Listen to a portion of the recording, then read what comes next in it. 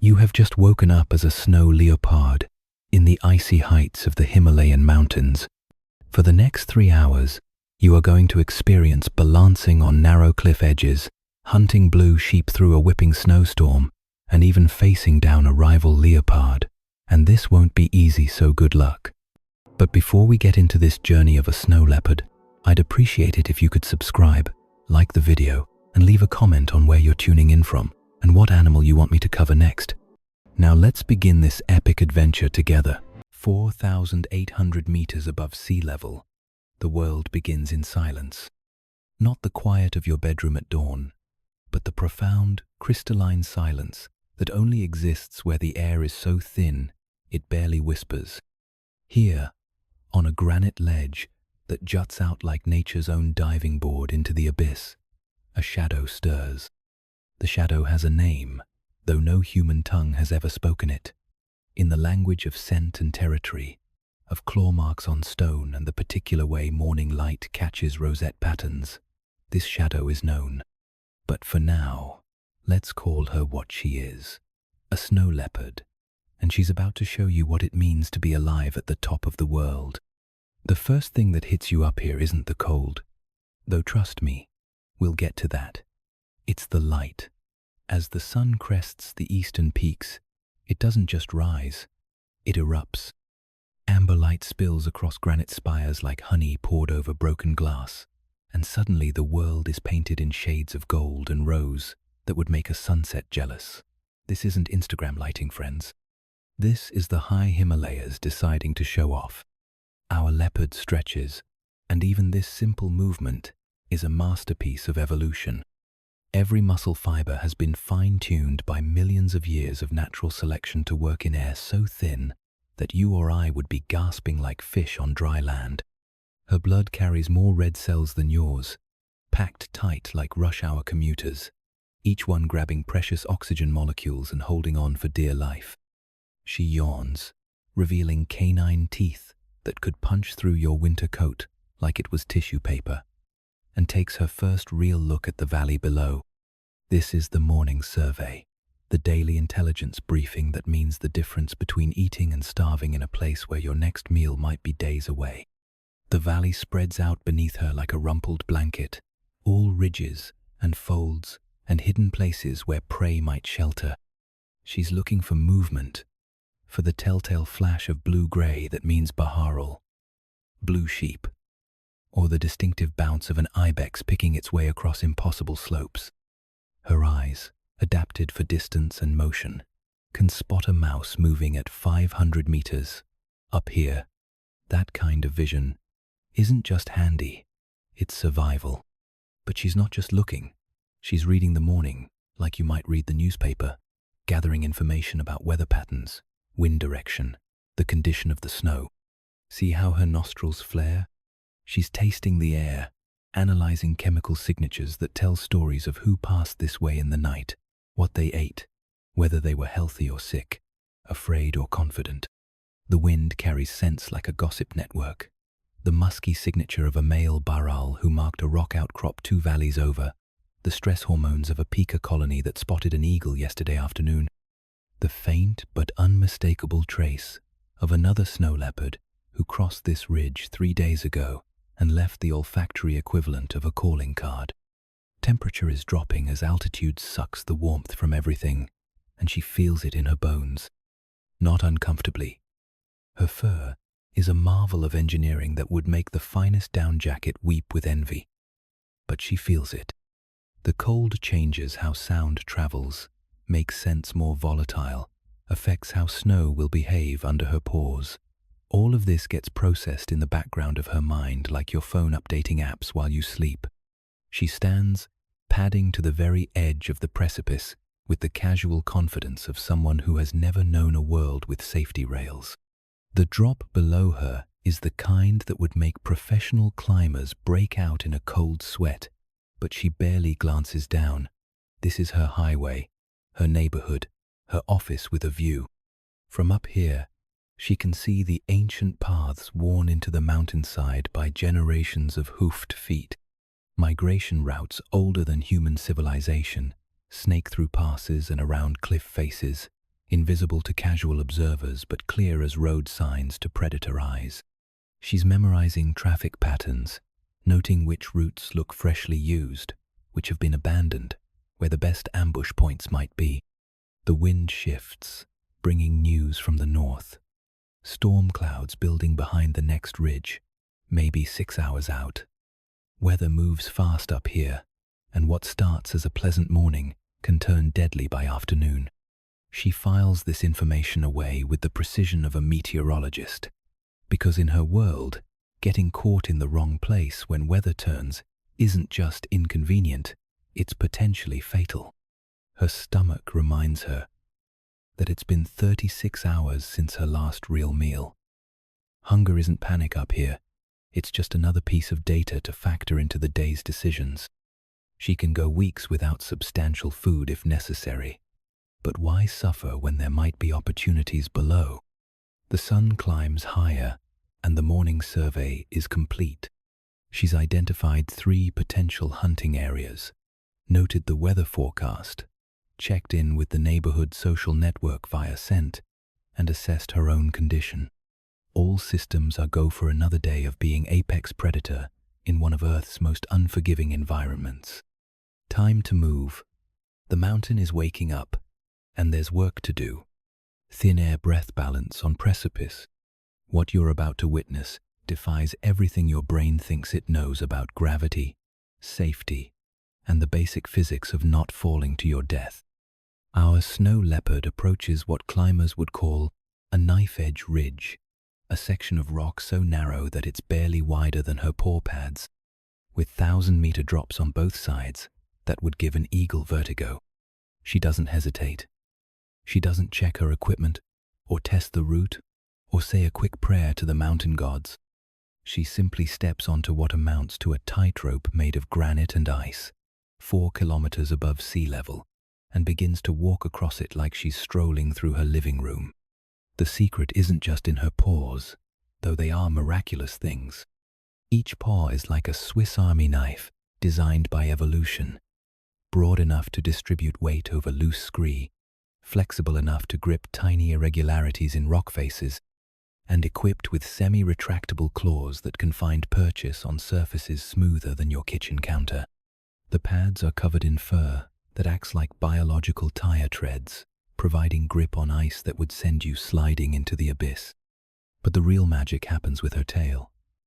Forget everything you think you know about cattails being decorative accessories.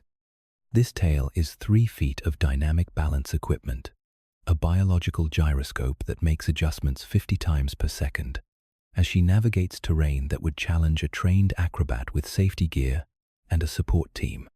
Watch how she moves. Each step is deliberate, calculated, placed with the precision of a surgeon making an incision. Her center of gravity stays perfectly aligned over her paws, her spine flowing like liquid as she compensates for irregularities in the rock. When a gust of wind tries to push her sideways, the tail swings out as a counterbalance, making micro-adjustments that keep her planted on stone no wider than your smartphone. The air up here has its own personality, and it's not particularly friendly. At this altitude, oxygen molecules are spread so thin that every breath delivers about 60% of the life-giving gas you'd get at sea level. Your body would be screaming for air, your heart hammering like a techno beat, your vision starting to blur at the edges. She takes it in stride, literally. Her blood is different from yours in ways that matter up here. More red blood cells packed into every drop, each one designed to grab oxygen molecules and hold them tight. Her heart beats slower than yours, but more efficiently, each contraction delivering maximum bang for the buck. Her lungs process what little air there is with the efficiency of a high-performance engine. Halfway across the ridge, she pauses, not from exhaustion or doubt, but because something has caught her attention. A scent, carried on the wind from the valley below. Her nostrils flare as she analyzes the chemical signature. Baral, definitely, but young ones, possibly separated from the main herd. The kind of opportunity that makes risking this particular shortcut worthwhile. But first, she has to finish the crossing, And the second half of the ridge presents new challenges. Ice has formed overnight where moisture condensed and froze, creating a surface as slippery as glass. For you or me, this would be game over. Time to call mountain rescue and hope they can recover our bodies before the ravens do. She adjusts her gait, each paw placement now involving tiny claw extensions that bite into the ice like natural crampons. Her weight distribution shifts subtly, her spine curves a fraction more, her tail makes constant minute adjustments. It's like watching a masterclass in physics, taught by someone who never studied physics but understands it in her bones. A section of ice shifts under her front paw, and for a heartbeat, she's off balance. This is where most creatures would panic, where instinct would take over, and wild thrashing would send them tumbling into empty air. Instead, she flows. Her back paws grip harder, her tail whips out for balance, her shoulders adjust, and she recovers with a grace that makes Olympic gymnasts look clumsy. The wind picks up, carrying the scent of approaching weather. She can smell storm clouds building, taste the electricity in the air that precedes lightning. This ridge, already dangerous, becomes downright suicidal when lightning starts looking for the highest, most exposed target in the landscape. Time to pick up the pace. She completes the crossing in a fluid sequence of movements that look effortless but represent millions of years of evolutionary fine-tuning. Every muscle fiber, every nerve pathway, every instinctive response has been shaped by the simple rule that up here, perfect balance equals survival, and imperfect balance equals becoming a cautionary tale that other leopards tell their cubs. Safely across, she pauses on solid ground and looks back at the ridge she just conquered, not with pride or relief. Those are human emotions, but with the calm satisfaction of a professional who's just completed another day at the office, an office that happens to be one of the most dangerous places on Earth. The scent trail of those young Baral is stronger now, more recent. Time to investigate. Ice-filled footfalls, tracking blue sheep. Snow tells stories, if you know how to read it. To you, it might look like a blank white page. But to our leopard, it's a library full of information written in tracks, scent trails, and the subtle disturbances that mark the passage of life through this frozen landscape. She's found something interesting. Fresh Baral tracks, crisp and clear in snow that fell less than 6 hours ago. Not just any tracks, either. These belong to young animals, their hoofprints smaller and more closely spaced than adults. Pressed into the snow with the slightly unsteady gait of creatures, still learning how to navigate terrain that would challenge a mountain goat. The story begins to unfold as she examines the scene with the methodical attention of a detective at a crime scene. 3 juveniles, probably 6 to 8 months old, moving northeast along the ridge. The depth of their tracks tells her they're well-fed, healthy, carrying the winter fat that should keep them alive until spring grass emerges from beneath the snow. But here's where it gets interesting. The spacing between tracks suggests they were moving faster than normal, not the leisurely pace of animals grazing their way across the mountainside, but the slightly hurried gait of creatures with somewhere to be, or something to avoid. She lowers her nose to the tracks, breathing in the complex chemical signature left behind. Baral's scent is distinctive, musky, herbivorous, tinged with the particular mineral tang that comes from animals whose diet consists entirely of high-altitude grasses and shrubs. But there's something else here, fainter but unmistakable. Stress hormones. These young Baral were anxious about something. Following the trail, she reads their story in the snow like chapters in a book. Here, they pause to investigate something. Probably a patch of wind-blown grass poking through the snow. The tracks cluster together, showing how they scraped and dug, their small hooves creating divots in the frozen ground.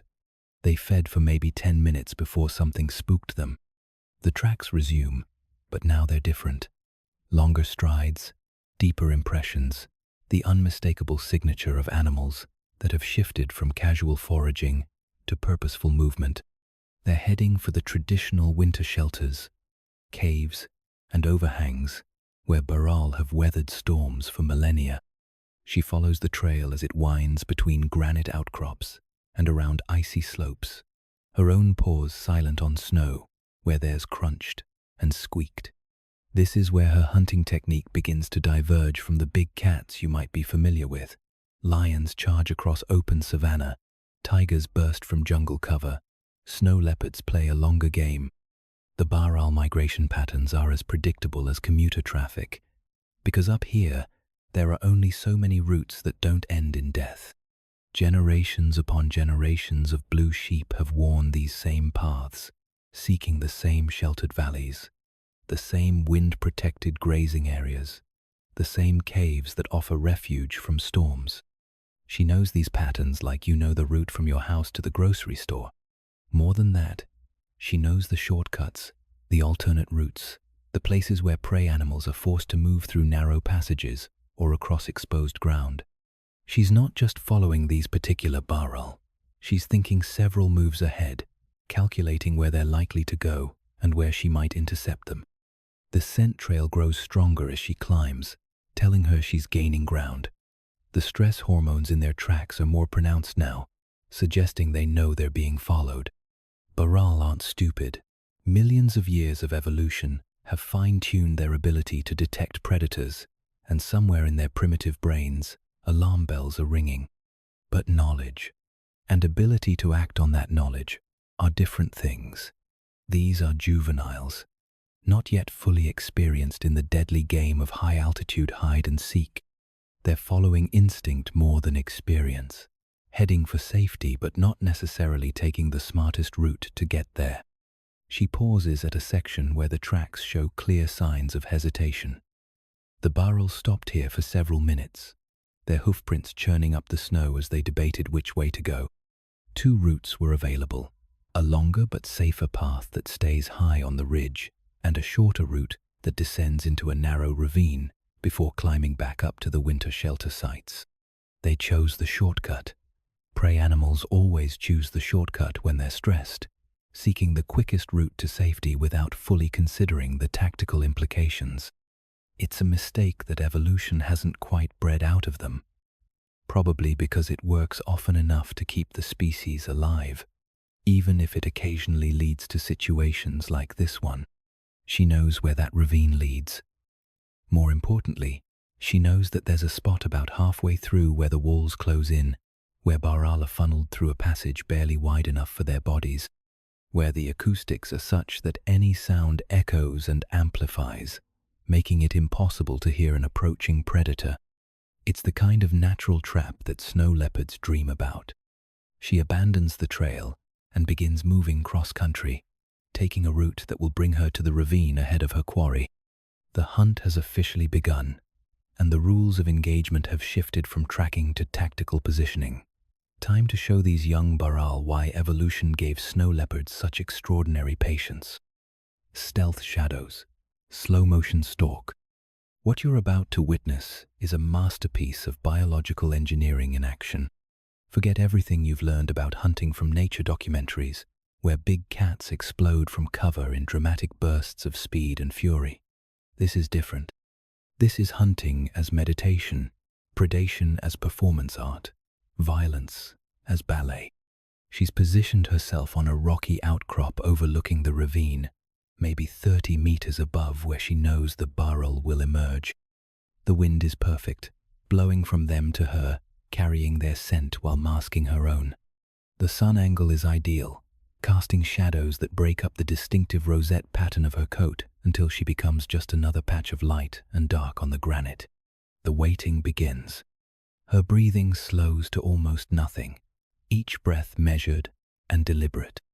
Her heart rate drops until it's barely detectable, entering a state that's part hibernation, part yoga, part predatory focus so intense it borders on the supernatural. Every system in her body is shifting into hunting mode, a biological state that exists nowhere else in nature. 20 minutes pass, then 30. You would be fidgeting, checking your phone, wondering if maybe the barrel took a different route. She becomes the mountain itself, so still that the peakers in the nearby rocks resume their activities, convinced that whatever they glimpsed moving earlier must have been a shadow or a trick of the light.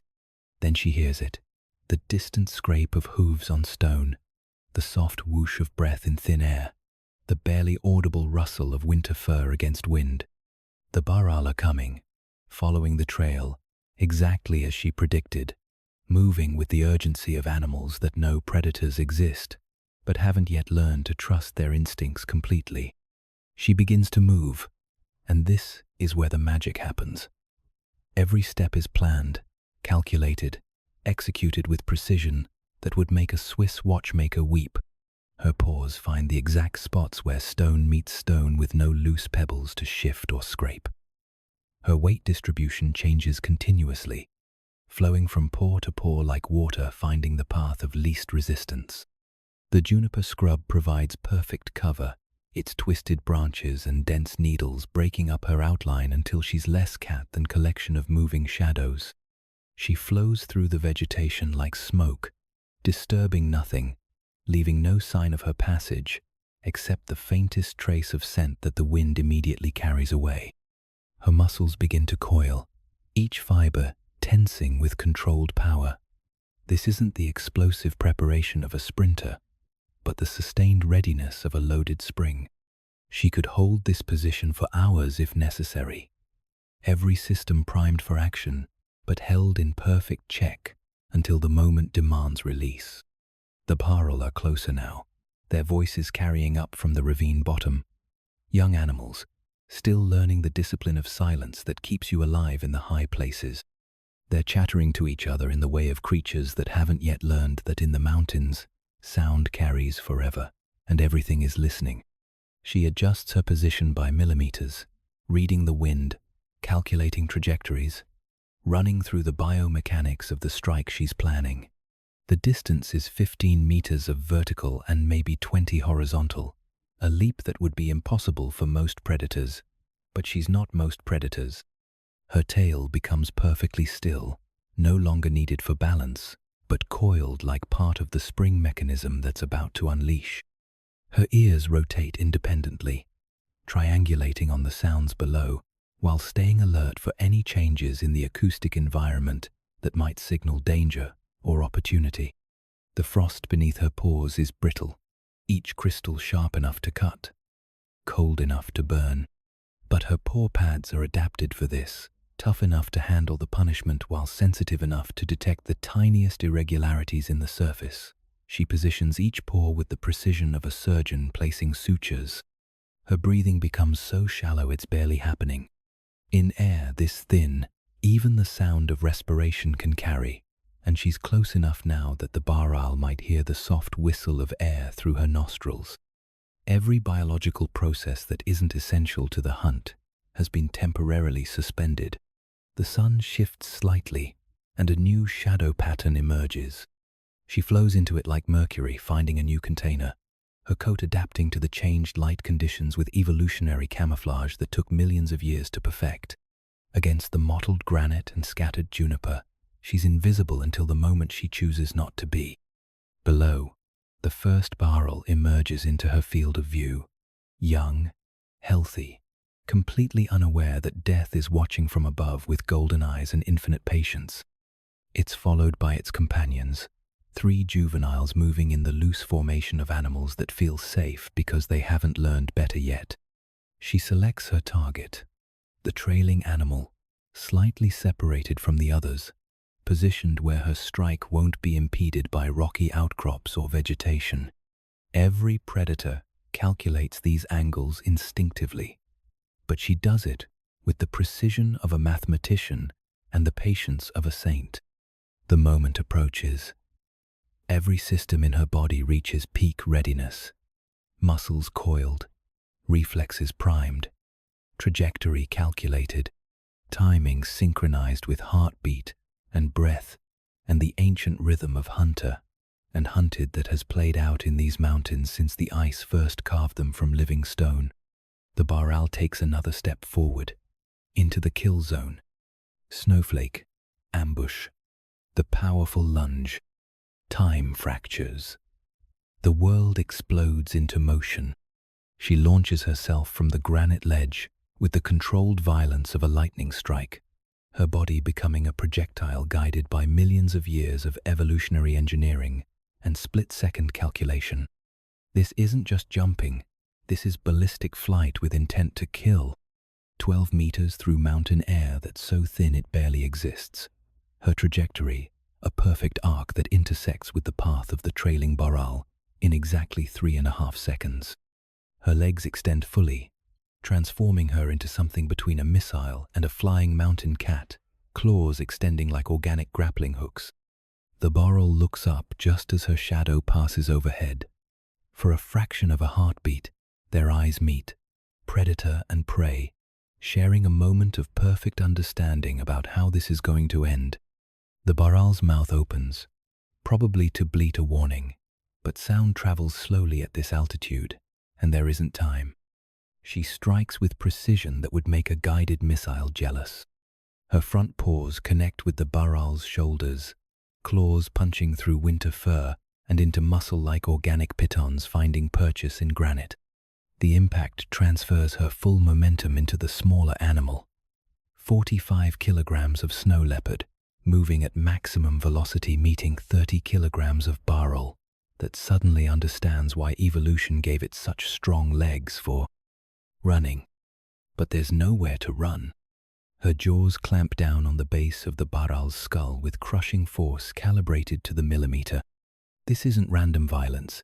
It's surgical precision developed over countless generations of predators who learned that in the high mountains, you get one chance at a kill and you'd better make it count.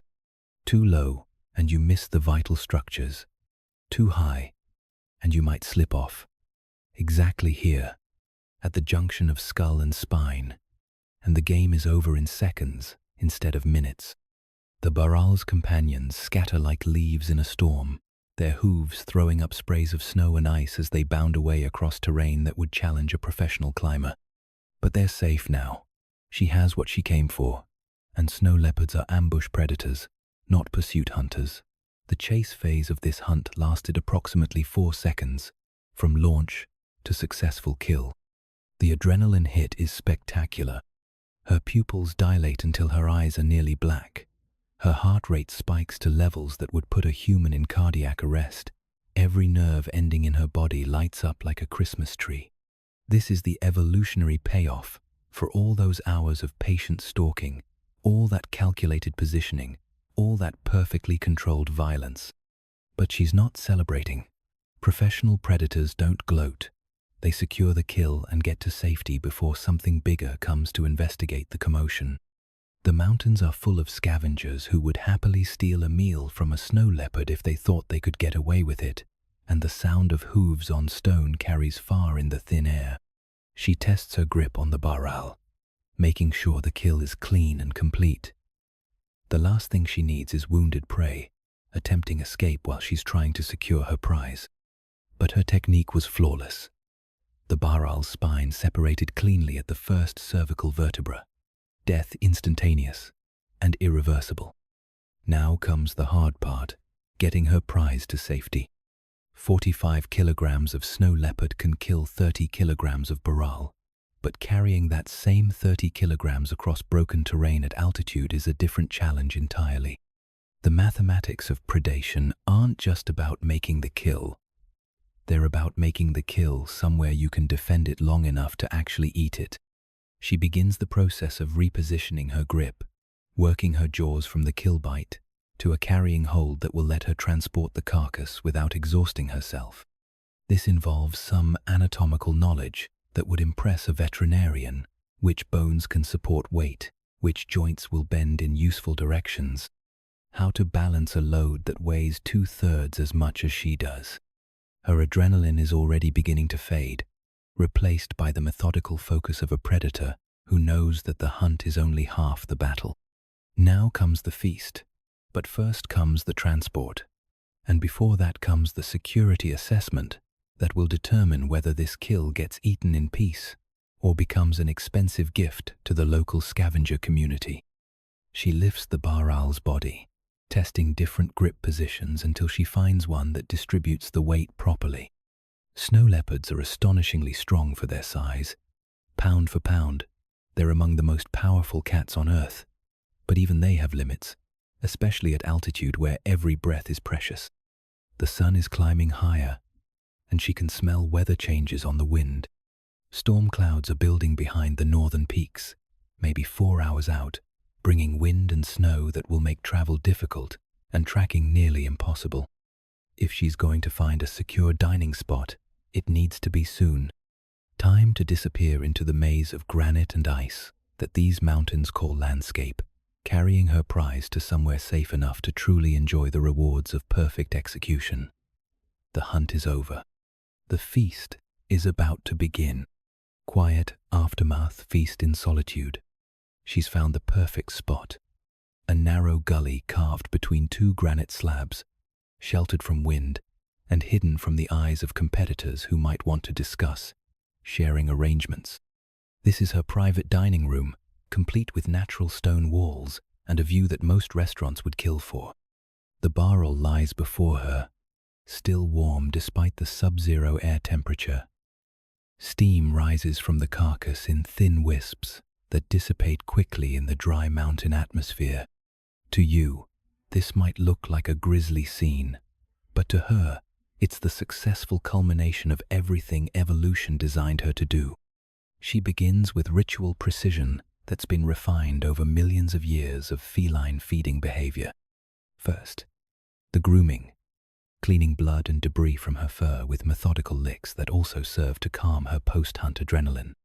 Her tongue is rough enough to strip meat from bone, but gentle enough to arrange each guard hair back into perfect insulating position.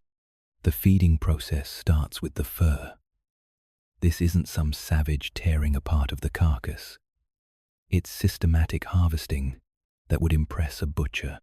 She plucks guard hairs and undercoat with surgical precision, creating small piles of discarded fur that the wind immediately begins to scatter. Birds will use this material for nest building, and nothing in the high mountains goes to waste. Her technique reveals itself as she works. Each bite is calculated, each movement purposeful. She's not eating randomly. She's following a feeding strategy that maximizes nutrition while minimizing waste. The liver first, packed with vitamins and minerals that are scarce in the high-altitude environment. Then the heart, rich in taurine and other compounds essential for feline metabolism. Between bites, she pauses to scan her surroundings. Feeding is when predators are most vulnerable, focused on their meal instead of watching for threats. Her ears rotate constantly, monitoring the acoustic environment for approaching footsteps, wing beats, or the telltale sounds of other predators who might want to negotiate a change in ownership of this particular carcass. The muscles come next, sectioned away with precision that speaks to anatomical knowledge gained through countless similar meals. She knows exactly where to bite to separate meat from bone, which joints will yield easily and which require more pressure. Her jaws generate crushing force that could break your femur, but she applies it with the delicacy of a surgeon. This is where the mathematics of high-altitude survival become clear. A barrel this size represents about a week's worth of calories, but she can't eat it all at once. Her stomach, adapted for feast or famine cycles, can only hold so much at one time. The rest needs to be cached, hidden away from scavengers who patrol the mountains looking for exactly this kind of opportunity. She feeds until her belly is comfortably full, not stuffed, because that would make her sluggish and vulnerable, but satisfied in a way that settles deep into her bones. The first real meal in 36 hours, and the relief is almost visible as tension drains from her shoulders and her breathing deepens into the rhythm of an animal that no longer needs to hunt. But the work isn't done. Snow leopards are meticulous cachers, and she begins the process of preparing the remainder of the carcass for storage. This involves moving it to an even more secure location, wedging it between rocks where ravens can't reach it and ground-dwelling scavengers can't drag it away. The sun is warming the air enough that she needs to think about preservation. In winter, the mountains are nature's refrigerator, keeping meat fresh for days if it's properly stored. But warm afternoons can start decomposition processes that will spoil her investment in hunting energy. She covers the cached carcass with loose stones and snow, creating a natural refrigeration system that will keep her meal fresh until she's hungry enough to return. The hiding place is memorized with a kind of spatial precision that would impress a GPS system. Snow leopards remember cache locations with accuracy that can navigate them back to stored food weeks later. The immediate area gets a thorough cleaning. Blood on snow creates visual and scent signatures that advertise recent kills to every scavenger within kilometers. She scrapes snow over stained areas, scatters the discarded fur piles, and generally erases as much evidence as possible that anything interesting happened here. Her grooming becomes more thorough now, cleaning away every trace of blood and meat particles that might create scent trails for competitors to follow. This isn't vanity, it's operational security. A clean predator is an invisible predator, and invisibility is what keeps you alive in the high places. Finally, she settles into the contented drowsiness that follows successful feeding. Her metabolism is shifting into digestion mode, heart rate slowing, muscles relaxing, the satisfied exhaustion of an animal that has successfully completed one of evolution's most challenging tasks. Time for a nap in the mountain sunshine, belly full, cache secure, and nothing to do but let biology handle the conversion of Barrel into snow leopard energy. Life is good at the top of the world. Ghost of the Cliffs Territory Patrol. Every snow leopard is the CEO of a corporation called Survival, and like any good executive, she needs to make regular inspections of her holdings. Territory isn't just the place where she lives. It's her hunting grounds, her safe houses, her highway system, and her early warning network, all rolled into one invisible empire carved from granite and sky. The boundaries of her domain aren't marked with fences or signs, but they're as real as any human property line. They exist in the language of scent marks and claw scratches, in the accumulated memory of which ridgelines offer the best hunting and which valleys provide shelter from storms. Her territory encompasses roughly 30 square kilometers of some of the most challenging terrain on Earth, and she knows every stone of it. She begins her patrol at the eastern boundary, where her domain meets that of another snow leopard, whose scent signature she knows as well as her own reflection. This neighbor is an older female, probably past her prime breeding years, who maintains the uneasy détente that exists between non-competing predators in areas where prey is scarce enough that cooperation sometimes makes more sense than conflict. The boundary marker is a distinctive granite outcrop that offers panoramic views in 3 directions. It's been used by snow leopards for generations, maybe centuries, worn smooth by countless paws and marked with layer upon layer of scent signatures that tell the history of territorial arrangements dating back beyond memory. She approaches the rock with the diplomatic caution of an ambassador entering neutral territory. Fresh scent marks tell her that her neighbor passed this way less than 12 hours ago, heading north toward the winter ibex grounds. The chemical signature carries information about health, reproductive status, recent diet, and general mood, a biological business card that updates automatically with each territorial patrol. Her response is measured and appropriate to the diplomatic protocols of mountain predators. She adds her own scent mark to the rock, not covering or challenging the existing signature, but alongside it. This is the olfactory equivalent of initiating diplomatic relations, acknowledging boundaries while asserting continued presence and good health. The patrol route follows ridgelines and natural highways that have been used by snow leopards since the species first adapted to high-altitude hunting. These aren't random paths, they're carefully chosen routes that provide maximum visibility, optimal scent dispersal points, and strategic positions for monitoring prey animal movements. Each landmark holds memories, layered like geological strata. This overhang is where she sheltered during the storm that lasted 3 days last spring.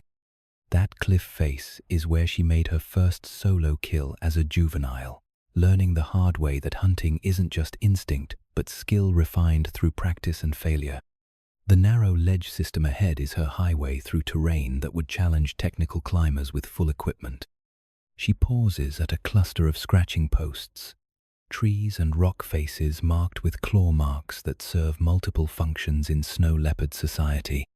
Territory marking, yes, but also claw maintenance, stretching posts for keeping hunting muscles flexible, and communication nodes where information gets exchanged in the chemical language of territorial predators.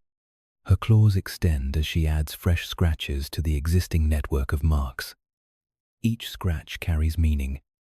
Depth indicates strength. Placement shows reach and size. Freshness establishes timeline of occupation. It's graffiti with purpose, vandalism that serves vital survival functions in a landscape where loneliness isn't romantic solitude, but potential death sentence. The southern boundary presents different challenges. Here, her territory borders that of a younger male, whose scent signatures suggest aggressive territorial behavior and possibly poor impulse control. The markers here are more numerous, more emphatic, carrying the chemical equivalent of shouting matches about property rights and resource access. She responds with calculated restraint, marking without overmarking, asserting presence without escalating what could become a dangerous territorial dispute. Male snow leopards are larger and stronger, but territory disputes are expensive in calories and injury risk that no predator can afford. Better to maintain boundaries through demonstration of continued occupation than through physical confrontation. Weather patterns encoded in scent marks tell stories about seasonal movements and resource availability. That pine tree marked 5 days ago carries the signature of stress hormones that suggest poor hunting success. The rock outcrop ahead shows evidence of multiple visits during the storm cycle, indicating it served as emergency shelter for animals pushed off their preferred routes. Her mental map updates continuously as she moves through familiar territory, seeing it with fresh eyes. That avalanche scar is new since her last patrol, completely changing the hunting dynamics of the lower valley.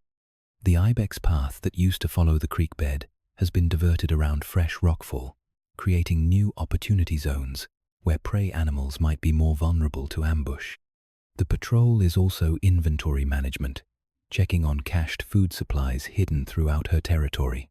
Some caches are untouched, still viable for future meals. Others show signs of scavenger activity or spoilage, their contents written off as losses that come with the territory of being apex predator in a landscape where nothing stays hidden forever. The western boundary requires the most careful attention because this is where her territory overlaps with human activity. Herder paths cross her hunting grounds, and the scent signatures tell complex stories of interspecies interaction.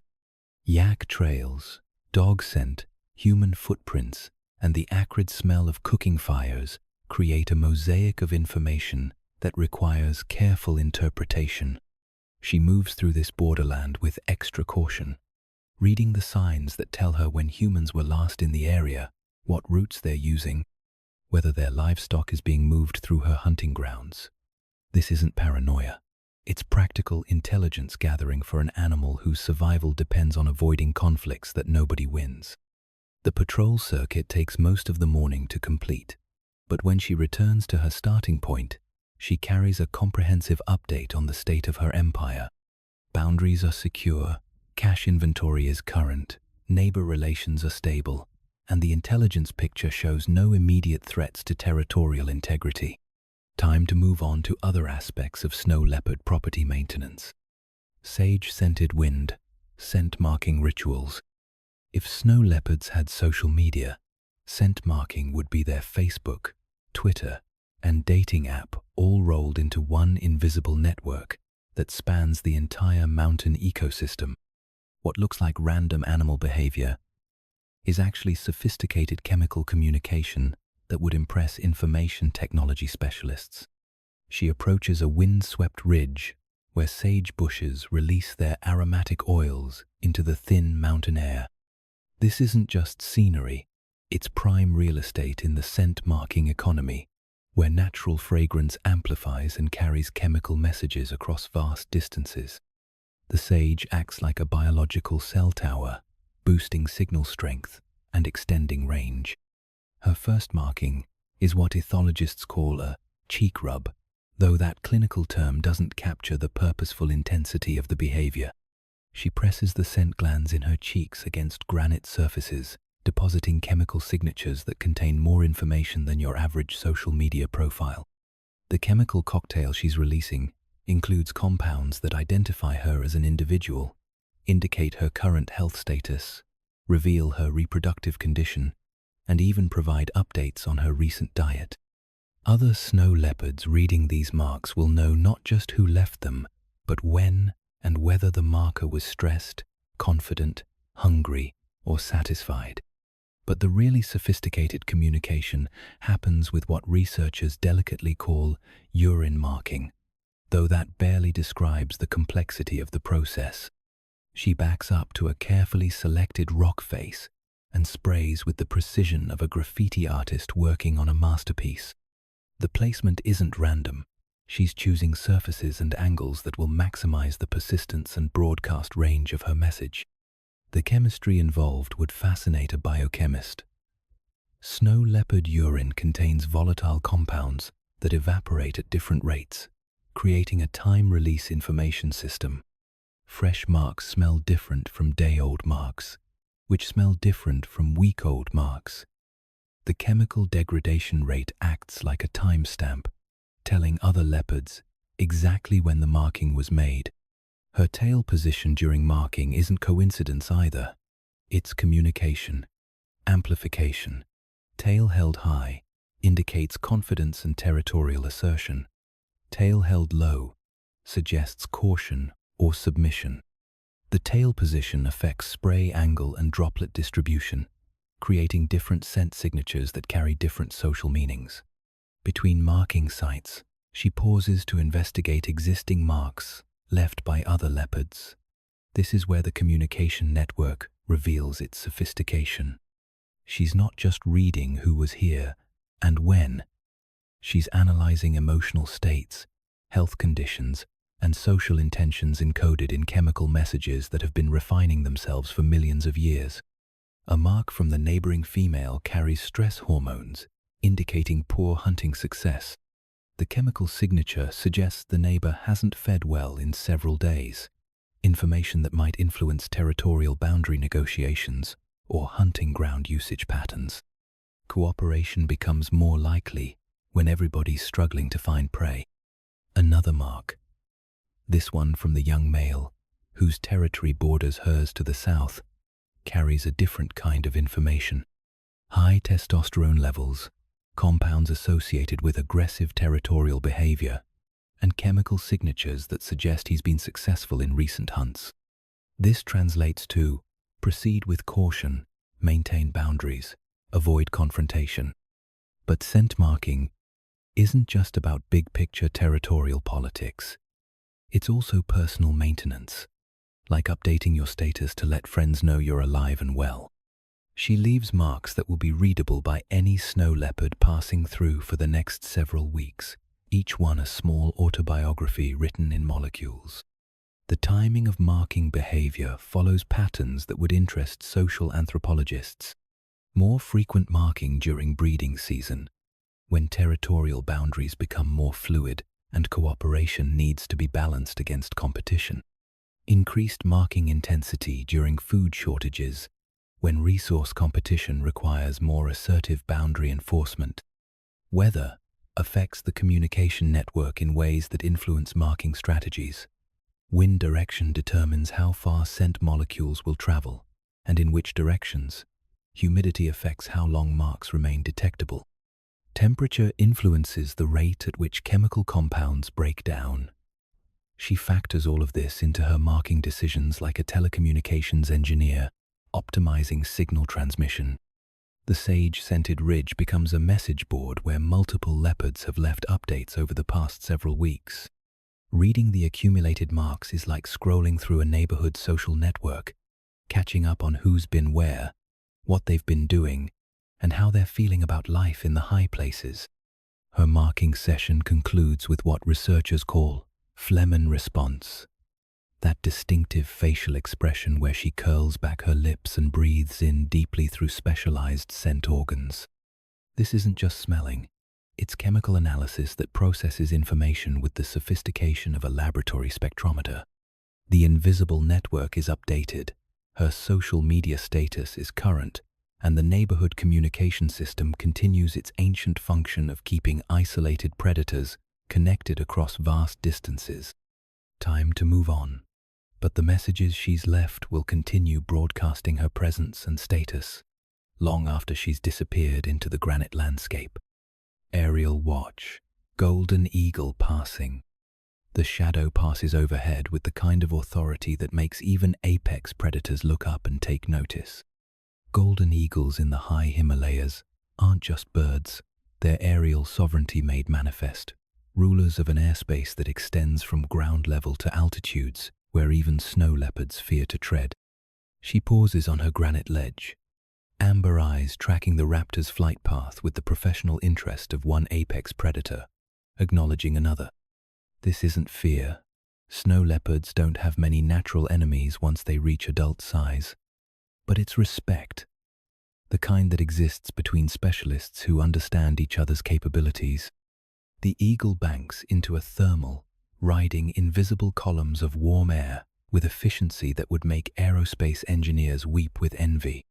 Its wings barely move, just minute adjustments to feathers that redirect airflow and maintain perfect lift in atmosphere so thin that helicopters struggle to operate.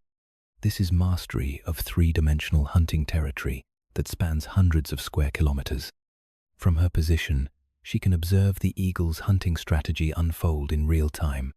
Those telescopic eyes, 8 times more powerful than human vision, are scanning the landscape below for the telltale movement that indicates prey. Pika scurrying between rocks, marmots venturing too far from burrow entrances, young burrowel that haven't yet learned to watch the sky as carefully as they watch the ground. The food web dynamics playing out above her head are complex enough to fuel doctoral dissertations. Golden eagles and snow leopards occupy different hunting niches in the same ecosystem, but their territories overlap in ways that create both competition and unexpected cooperation. Eagles can spot prey from distances impossible for ground-based predators, but they can't always access it. Snow leopards have the killing power, but lack the aerial reconnaissance. Sometimes, the relationship becomes temporarily symbiotic. Eagles circling over an area often indicate prey concentrations that might interest ground hunters. Conversely, snow leopard kills sometimes provide scavenging opportunities for birds that normally hunt live prey. It's not friendship, it's ecological mathematics that occasionally produces mutual benefit. The eagle adjusts its flight pattern, circling lower now, attention focused on something in the valley below that has triggered its hunting reflexes. She follows its gaze, using the bird's superior visual acuity as biological binoculars to identify potential opportunities in her own hunting territory. There, a small herd of baral, picking their way across exposed slopes, visible from the air but hidden from her current ground position by intervening ridges.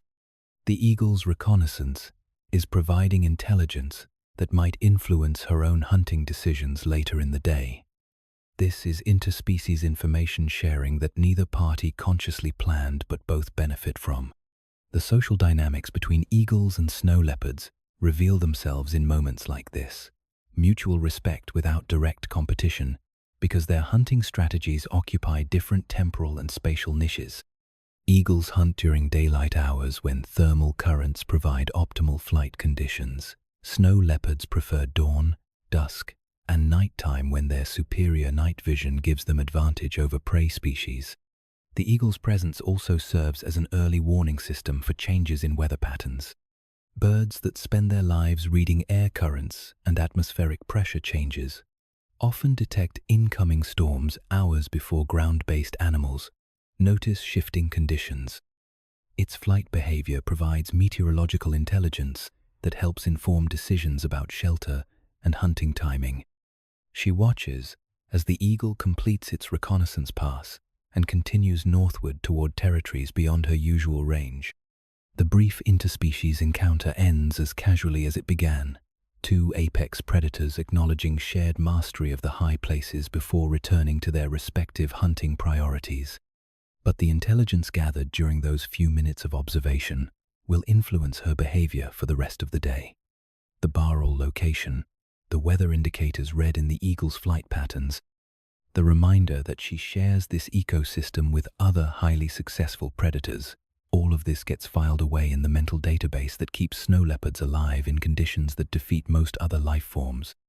The eagle disappears beyond the northern peaks, but its shadow has left invisible marks on the hunting landscape. Information transferred between species that have learned to read each other's behavior patterns across millions of years of coevolution. Time to put that intelligence to use. High alpine nap, rock shelter respite. The overhang she's chosen is architecture by geology, carved from granite by wind and weather over geological timescales that make human civilization look like a brief experimental phase. 3 meters deep, sheltered from the prevailing winds, with sightlines that command the approach routes. This is 5-star accommodation by snow leopard standards. She settles into the contented sprawl of a predator whose immediate needs are met. Belly full from the morning's barrel feast, territory patrolled, and boundaries secure. Scent marking communications updated.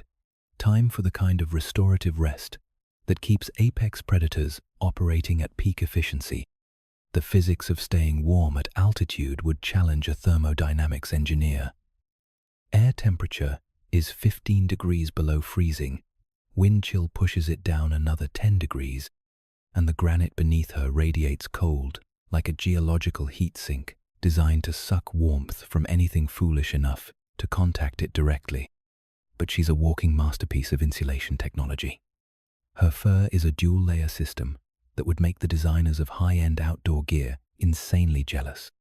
The outer guard hairs repel moisture and break wind, while the dense undercoat traps warm air in millions of tiny pockets that create a microclimate around her body. Each guard hair is hollow, filled with air that provides additional insulation while keeping weight minimal. The undercoat is so dense that water can't penetrate to her skin even when she's walking through deep snow. The combination creates a thermal barrier so effective that snow doesn't melt when it lands on her back. Her paws are biological engineering marvels wrapped in natural wool socks. Fur grows between her toes and covers her paw pads, providing traction on ice while insulating against cold that would give you frostbite in minutes. Blood vessels in her extremities are arranged in counter-current heat exchange systems that warm incoming arterial blood with outgoing venous blood, preventing heat loss through circulation. Sleep at altitude presents challenges that lowland mammals never face. Oxygen levels that would leave humans dizzy and confused become the baseline for rest and recovery. Her respiratory system continues operating at efficiency levels that maintain brain function and muscle repair while consuming minimal energy reserves. Her sleep cycles are different from yours, adapted for an environment where deep unconsciousness could mean death if threats emerge without warning. She enters what biologists call vigilant rest, a state where muscle tension relaxes and metabolic processes slow down, but sensory awareness remains partially active. One ear stays tuned to the acoustic environment, monitoring for sounds that don't belong, approaching footsteps, rockfall, or the distinctive wing beats of scavenger birds that might indicate other predators in the area. Her nose continues, processing scent molecules that drift past the shelter entrance, running chemical analysis for anything that might require immediate attention.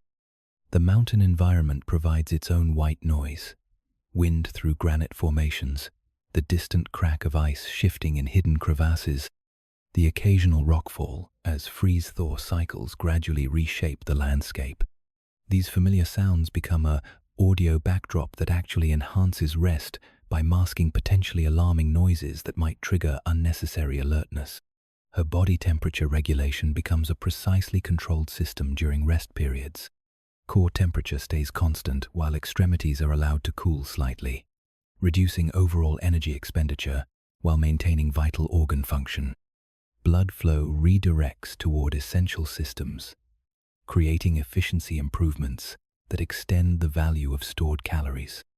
Dream states in snow leopards remain mysterious to researchers, but her muscle twitches and eye movements suggest neural activity that might represent hunting sequence rehearsal or spatial memory consolidation. Perhaps she's mentally reviewing the morning's successful Baharal hunt, reinforcing the neurological pathways that made precision timing and trajectory calculation possible. The afternoon sun shifts position, and warming granite begins radiating stored heat that turns her shelter into a solar-powered recovery chamber. The temperature differential between sunny and shaded surfaces can be dramatic at altitude, and she's positioned herself to take advantage of passive solar heating without exposing herself to wind or aerial surveillance.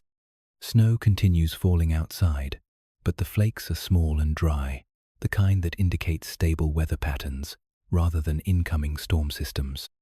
The acoustic signature of precipitation on stone tells her that conditions remain favorable for extended rest periods without weather-related emergency responses. Her metabolic processes shift into repair and recovery mode. Hunting success means her body can devote energy to muscle maintenance, immune system function, and the cellular repair processes that keep apex predators operating at peak efficiency. This is when microscopic damage from extreme physical exertion gets fixed and strength gets rebuilt for future hunting challenges. Time moves differently during high-altitude rest, marked not by clocks but by the slow progression of shadows across granite faces and the gradual shift in wind patterns that indicates changing weather systems. She could stay here for hours, but she won't. Energy conservation is balanced against territorial maintenance needs and hunting opportunity assessment. The mountain sleeps, and so does its most successful predator. Thunder in the gorge, mountain storm. The first warning comes as pressure in her ears, a sensation that makes them twitch involuntarily as atmospheric conditions shift in ways that humans can barely detect. Barometric pressure is dropping fast, the kind of rapid change that turns mountain weather from scenic backdrop into survival emergency in the space of minutes. She lifts her head from the warm granite where she's been resting, immediately alert to danger signals that have been refined by millions of years of evolution in environments where weather kills quickly and without warning. The sky overhead still shows patches of blue, but her sensory systems are reading atmospheric conditions that won't become visible to human eyes for another hour. The wind changes direction, carrying scents from weather systems brewing beyond the northern peaks. Ice crystals, ozone, and the distinctive electrical smell that precedes lightning storms at altitude. Storm clouds are building in atmospheric layers invisible from ground level, but their chemical signatures travel faster than the visual evidence of their formation. She rises and begins moving immediately. Mountain storms don't announce themselves with gradual build-up. They explode into existence with violence that can trap and kill unprepared animals in minutes. The shelter that served perfectly for an afternoon nap becomes a death trap when lightning starts looking for the highest, most exposed targets in the landscape. The first drops of precipitation arrive as she's picking her way down the granite face toward lower ground. Not rain. These are ice pellets that strike stone with sharp clicking sounds that echo off cliff faces like biological Morse code. Hail in the mountains starts small but grows fast as storm systems gain energy and violence.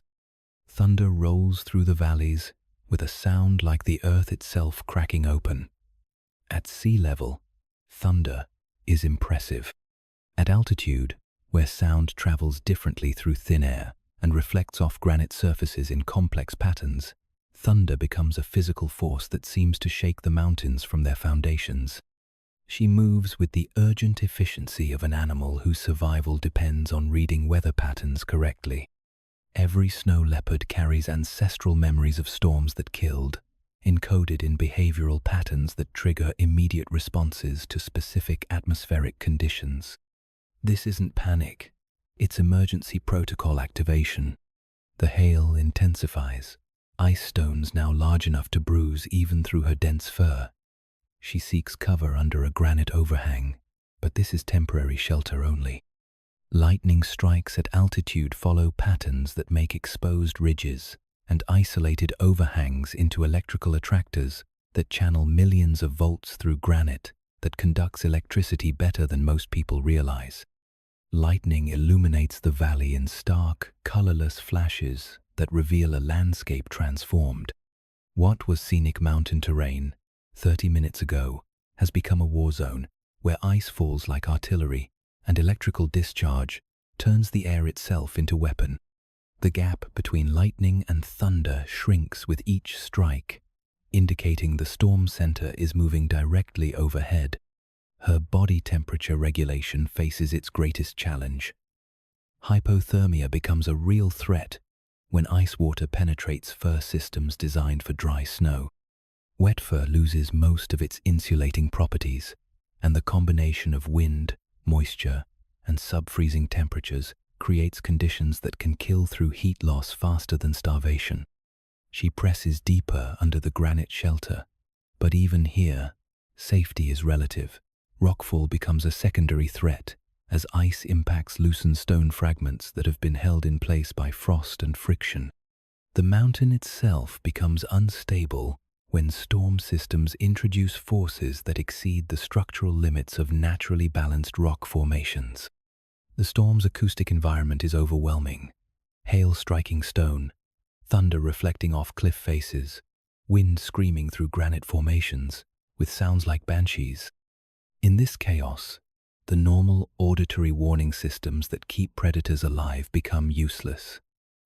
Approaching threats could be invisible until they're close enough to touch. Her metabolic systems shift into emergency mode, burning stored calories to maintain core temperature, while storm conditions threaten to overwhelm her biological heating systems. This is expensive energy expenditure at a time when hunting becomes impossible and cached food supplies might be buried under ice accumulation. Lightning strikes a ridge less than a kilometer away, the electrical discharge so close that the air smells of ozone and burned stone. The thunder follows almost instantly, a sound that seems to come from inside her bones rather than from the external environment. At this range, electromagnetic effects can disrupt nervous system function in ways that temporarily impair coordination and judgment. The hail reaches maximum intensity, ice stones large enough to seriously injure, falling with terminal velocity that turns them into organic ammunition. She pulls her tail around her body like a fur scarf, protecting the extremities that are most vulnerable to ice damage and hypothermia. Time becomes measured, not in minutes, but in survival decisions. When to move to better shelter, when staying put becomes more dangerous than exposure to ice bombardment, when the risk of lightning strike exceeds the risk of hypothermia. These calculations happen automatically, informed by instincts that have kept her species alive in the world's most dangerous weather. The storm reaches its peak and begins to move on as quickly as it arrived. Mountain weather systems are intense but typically brief, their violence constrained by the same atmospheric conditions that make them so dangerous. The hail diminishes to small pellets, then stops. Lightning moves off toward distant peaks, thunder fading into echoes that bounce between valleys. But the aftermath presents new challenges. Ice accumulation has made familiar terrain treacherous, and temperature drops that follow mountain storms can freeze wet fur into biological armor that impairs movement. The recovery phase of mountain weather emergencies often kills more animals than the storms themselves. Time to assess damage and begin the careful process of returning to normal operations in a landscape that's been temporarily transformed into alien territory. Shivering dusk, adaptive camouflage. As light fades from the storm-washed peaks, the mountains transform into a study in monochrome, that would challenge the world's best photographers. The landscape becomes an infinite palette of grays: granite gray, snow gray, shadow gray, storm cloud gray, and she becomes invisible. This is where millions of years of evolution reveal their masterpiece. A coat pattern so perfectly adapted to broken light and granite textures that she disappears while standing in plain sight. Her rosettes aren't just decoration, they're biological camouflage technology that breaks up her outline and matches her perfectly to the mottled patterns of weathered stone and scattered snow. The physics of her camouflage operate on multiple levels that would fascinate optical engineers. Her base coat color shifts subtly with the seasons: lighter in winter when snow dominates the landscape, darker during summer when exposed rock and vegetation create different background patterns. Individual guard hairs contain varying concentrations of melanin that create the complex color gradations her camouflage requires. But the real magic happens with what biologists call counter-shading, dark rosettes on a lighter background that break up her silhouette in ways that confuse depth perception.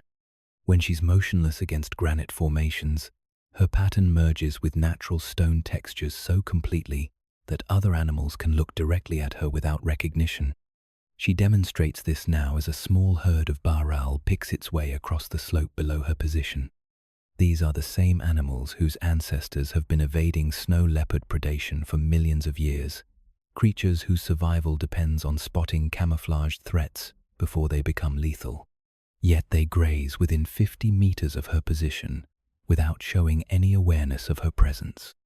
The baral have their own evolutionary adaptations for threat detection: eyes positioned for maximum peripheral vision, ears that rotate independently to monitor acoustic environments, group behavior patterns that assign sentinel duties to individuals while others feed. But her camouflage defeats visual detection systems that evolution has refined across geological timescales.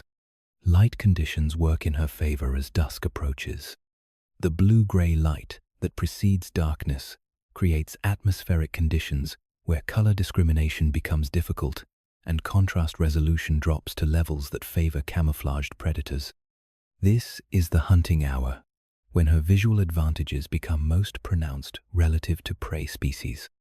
Her movement patterns enhance the camouflage effect. When she does move, it's in a flowing sequence that mimics natural phenomena: wind moving through grass, snow shifting on rock faces, shadows changing as clouds pass overhead. Her gait eliminates the distinctive predator movement patterns that trigger prey-animal alarm responses. Even her breathing becomes part of the camouflage system. Vapor from exhaled breath could create visible clouds in the cold air, but she breathes through her nose in patterns that minimize vapor formation while maximizing oxygen extraction from thin air. Each breath is controlled, measured, planned to avoid creating visual signatures that might break her invisibility. The rosette patterns on her coat are individually unique, like fingerprints, but they follow mathematical principles that create optimal camouflage across varied terrain types. Computer analysis of snow leopard coat patterns reveals fractal geometries that match natural granite formations with precision that suggests evolutionary fine-tuning across thousands of generations. Her tail, nearly as long as her body, serves multiple camouflage functions beyond balance and warmth. When wrapped around her body, it breaks up her outline and creates visual confusion about her actual size and shape. The bushy tip can be positioned to mimic natural objects: wind-blown grass, small rocks, patches of snow, that further enhance her invisibility. Behavioral camouflage works alongside physical adaptations. She positions herself where background patterns match her coat design, using terrain features to break up any visual elements that might reveal her presence. Rock shadows, snow patches, and granite textures become extensions of her natural camouflage system. The baral below continue feeding, occasionally lifting heads to scan for threats, but failing to detect the perfectly camouflaged predator watching from above. Their evolutionary detection systems are sophisticated, but her evolutionary concealment systems have stayed one step ahead in the biological arms race that defines predator-prey relationships. As darkness approaches, her camouflage advantages shift, but don't disappear. Night hunting requires different concealment strategies, but her coat patterns continue to provide advantages in moonlight and starlight conditions where visual detection remains possible. The transition from day to night hunting modes happens seamlessly as lighting conditions change. Temperature drops as solar heating disappears, and her fur responds by increasing loft, trapping more air for insulation while maintaining the visual properties that make her invisible. Form follows function in biological systems, but sometimes function can be optimized for multiple purposes simultaneously. The last light fades from the western peaks, and she prepares to shift into nocturnal hunting mode. Day camouflage becomes night camouflage as her visual advantages evolve to match changing conditions. The Baral below settle into nighttime alertness patterns, but they're still looking for a predator they can't see coming. Time to put her invisibility to productive use. Moonlit, calm night patrol.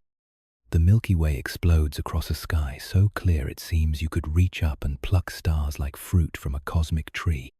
At this altitude, with no atmospheric pollution or light contamination for hundreds of kilometers, night doesn't just fall. It reveals the universe in all its overwhelming glory. She moves through this celestial theater with the confidence of an animal perfectly adapted for darkness. Her pupils have dilated to capture every available photon, transforming her amber eyes into biological light amplification devices that make night vision equipment seem primitive by comparison.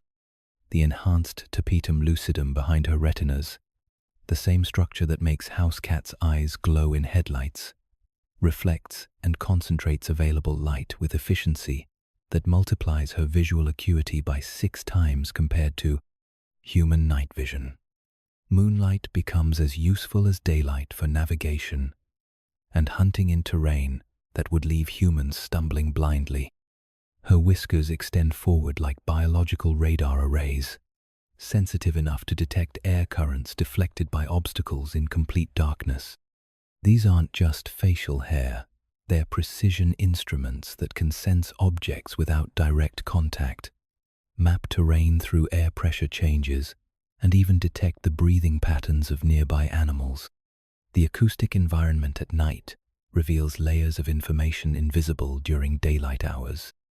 Without wind noise and thermal air currents that mask sounds during daytime, every footstep, breath, and heartbeat becomes audible to ears evolved for precision audio detection.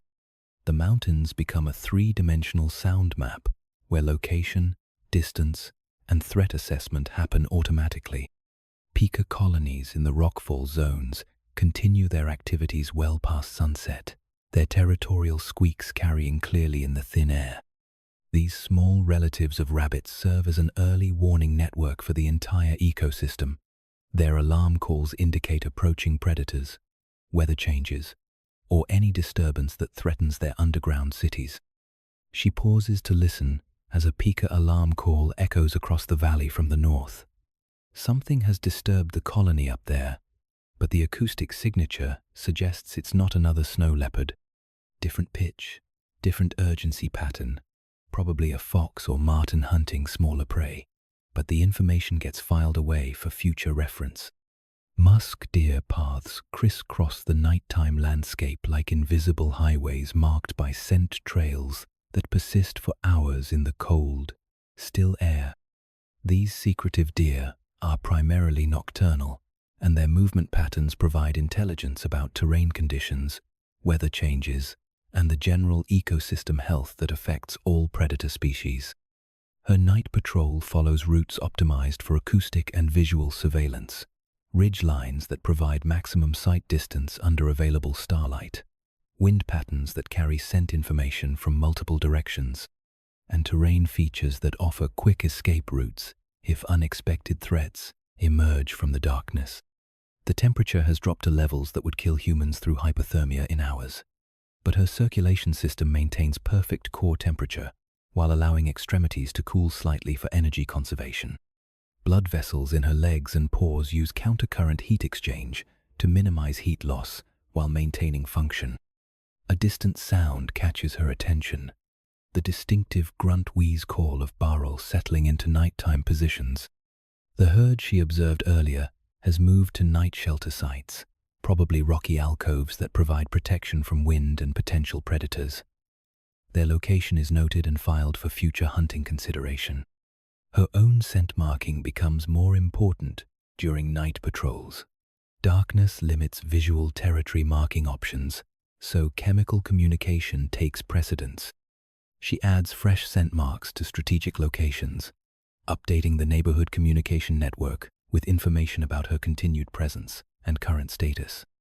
The night sky serves as both compass and calendar for animals that navigate by celestial reference points.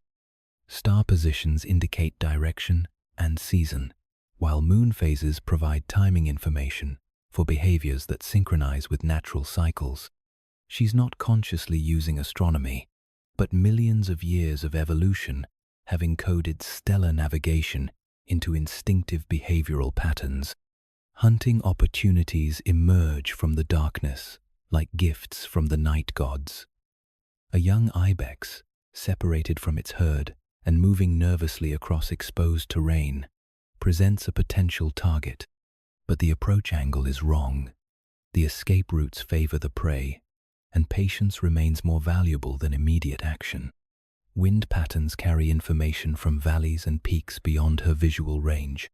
Scent molecules from distant territories tell stories about prey concentrations, competitor movements, and weather systems that might affect hunting conditions over the next several days. Night becomes a time for intelligence gathering that informs decisions across much longer time horizons. Her whiskers detect subtle air movements that indicate large animals moving in the darkness several hundred meters away. Too distant for visual identification, but the displaced air patterns suggest Baral or ibex moving between feeding and resting areas. The information gets logged for pattern analysis that might reveal behavioral routines exploitable during future hunts. The cold intensifies as radiative cooling draws heat from every exposed surface into the vacuum of space.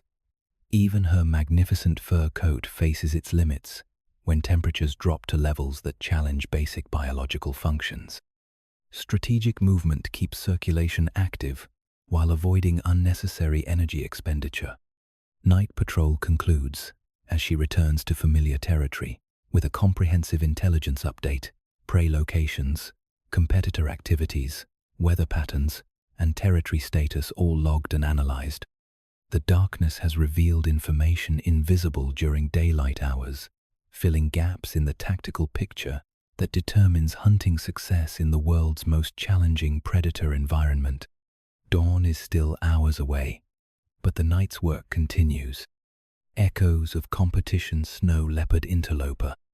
The sound cuts through mountain silence like a blade through silk, a yowl that carries the unmistakable signature of another snow leopard, but not one whose voice belongs in this territory. This is an intruder, and the acoustic analysis happening in her brain categorizes threat level, approximate age, gender, and emotional state in the seconds it takes for the sound to echo off granite walls. Male, definitely. Young adult, probably around 4 years old, based on the pitch and resonance patterns. Confident, which means either inexperienced or genuinely formidable. The call came from the eastern boundary of her territory, close enough to represent immediate territorial challenge, far enough away that she has time to plan her response. She answers with a call of her own, not the aggressive roar you might expect, but a complex vocalization that combines territorial assertion with information gathering. Snow leopard communication operates on frequencies and patterns that carry detailed messages across the vast distances that separate solitary predators in mountain environments. Her call serves multiple functions. It announces her presence and territorial claim, indicates her size and condition through acoustic signatures that can't be faked, and demands identification from the intruder. In the language of mountain predators, she's essentially asking, "Who are you? What do you want? And are you prepared to fight for it?" The response comes quickly, which tells her the intruder isn't backing down from the challenge. His return call carries acoustic signatures that make her mental threat assessment jump several levels.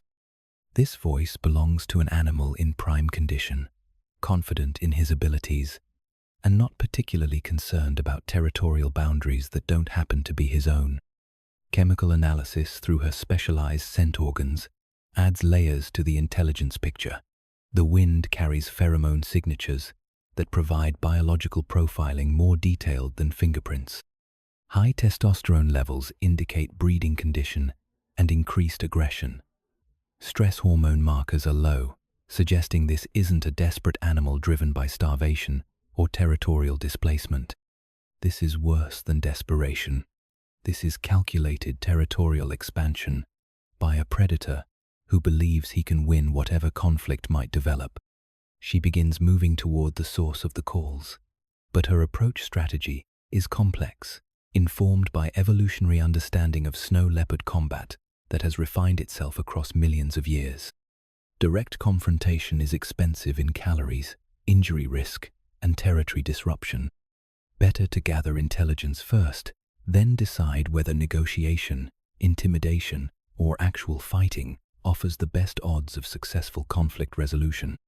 The terrain between her current position and the intruder's location provides multiple approach routes with different tactical advantages. High ground offers visual surveillance but increased exposure. Valley approaches provide concealment but limit escape options. Ridge lines optimize speed but telegraph movement to opponents with superior position sense.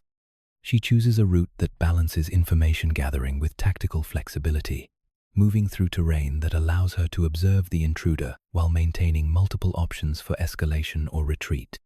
Snow leopard territorial disputes can escalate from vocal challenge to lethal combat in seconds, and preparation determines survival.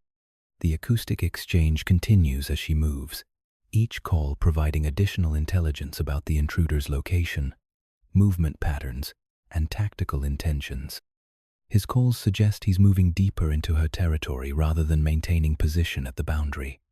This is either supreme confidence or potentially fatal miscalculation. Her own vocalizations shift subtly in response, incorporating threat frequencies that indicate escalating territorial assertion. The mountain acoustics amplify and modify these sounds, creating echo patterns that experienced snow leopards can read like topographical maps. Sound becomes a weapon system that operates on psychological as well as acoustic levels. Scent marking intensifies as she moves through her territory toward the confrontation zone. Fresh marks over existing ones create chemical signatures that advertise recent presence, good health, and territorial determination. These aren't just biological graffiti, they're psychological warfare designed to influence opponent decision-making. The intruder's scent trail crosses hers at multiple points, indicating he's been exploring her territory for some time before announcing his presence. This suggests either reconnaissance for territorial takeover or evaluation of resource availability that might justify the risks of territorial challenge. Either interpretation indicates serious intent rather than accidental boundary crossing. Her metabolic systems begin shifting into combat readiness. Heart rate increases, adrenaline production ramps up, muscle systems prepare for explosive action. But this isn't panic response. It's controlled preparation that maintains peak performance while avoiding energy waste through premature stress reactions.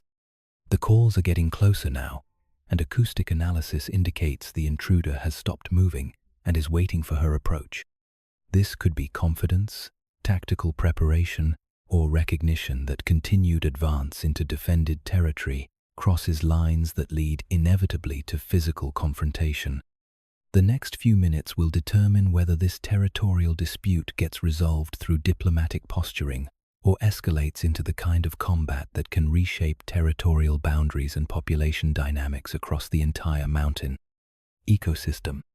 Time to meet the challenger face to face. Paw print, diplomacy, silent standoff.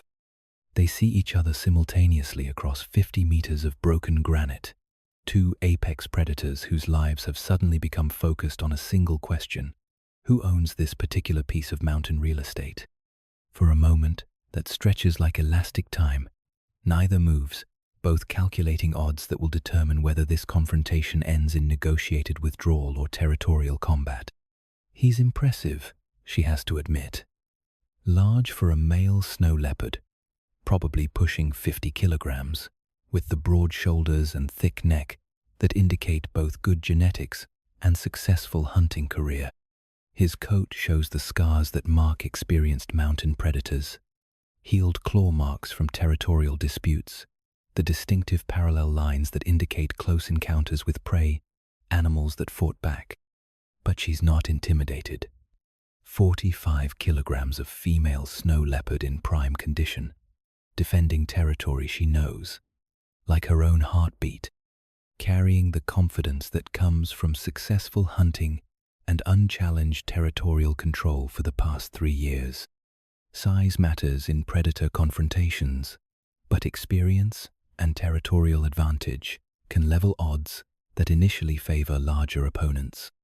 They begin the ritual dance of threat assessment that determines whether diplomatic solutions remain possible or whether this escalates to physical confrontation. Each movement, each posture change, each shift in ear position carries meaning in the complex language of predator body communication. He takes 2 steps forward, testing her response to territorial advance. She mirrors the movement, matching his assertiveness while maintaining defensive positioning that keeps escape routes open. Neither wants this fight. Territorial combat is expensive in calories, injury risk, and potential mortality, but neither can afford to appear weak. His tail position shifts from neutral to slightly elevated, indicating increased arousal and potential aggressive intent. Her tail responds with subtle movement that maintains readiness without escalating threat display. These micro-communications happen automatically, informed by millions of years of evolutionary fine-tuning in species, where misreading social signals can mean death. The standoff enters its critical phase as both animals assess opponent capabilities through visual inspection that amounts to biological forensic analysis. Muscle tone, coat condition, scar patterns, movement fluidity, every observable characteristic gets evaluated for clues about fighting ability, recent hunting success, and overall health status. His approach strategy reveals tactical thinking that worries her. Instead of the direct advance that might indicate inexperience or desperation, he's moving to cut off her access to high ground that would provide defensive advantages. This suggests either natural tactical intelligence or previous experience in territorial combat. She counters by shifting position toward terrain features that complicate his advance while maintaining her own tactical options. Rocky outcrops provide cover and concealment, while narrow passages force single-file movement that negates his size advantage. Terrain becomes weaponized in conflicts between animals that understand landscape as 3-dimensional tactical environment. The psychological warfare intensifies as both animals engage in threat displays designed to avoid actual combat through intimidation. His ears flatten slightly, pupils dilate, shoulders bunch with muscle tension that advertises explosive potential. These aren't conscious decisions. They're autonomic responses, hardwired into predator confrontation behavior. Her response is measured, controlled, designed to communicate strength without unnecessary provocation. She matches his threat indicators while maintaining postures that indicate confidence rather than fear. The message she's sending: prepared to fight if necessary, but not seeking combat for its own sake. Communication shifts from visual to vocal as low-frequency growls begin rumbling from both animals. These sounds operate below the threshold of human hearing, but carry emotional and physical information that other snow leopards can interpret with precision.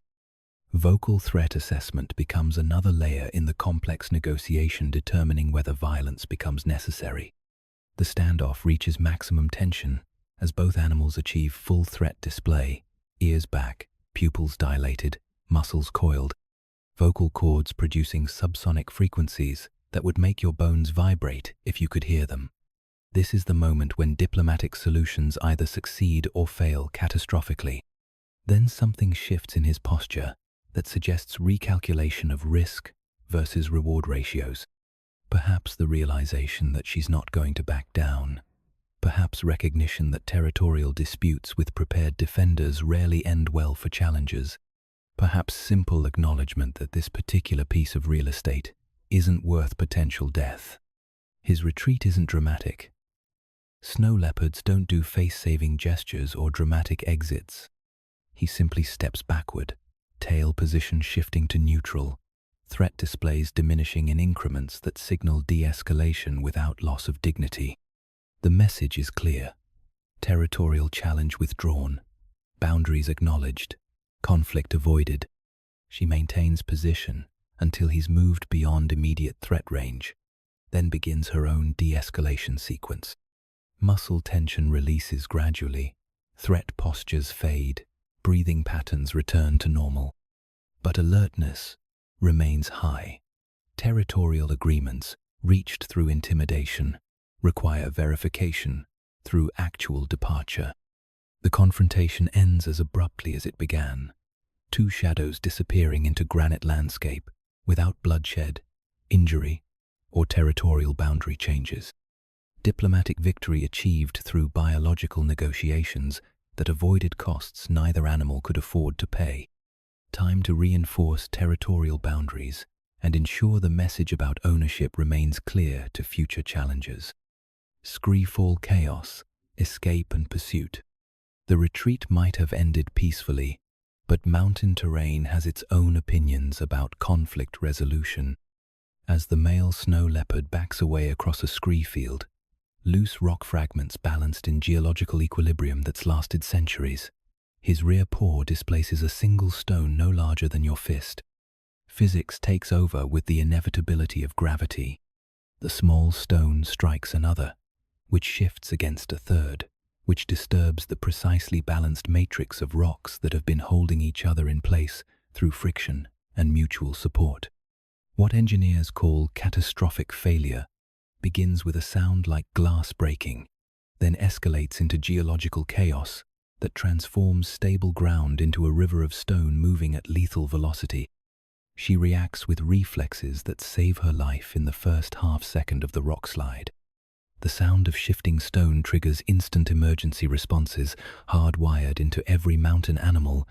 Jump away from the danger zone before conscious thought has time to process what's happening.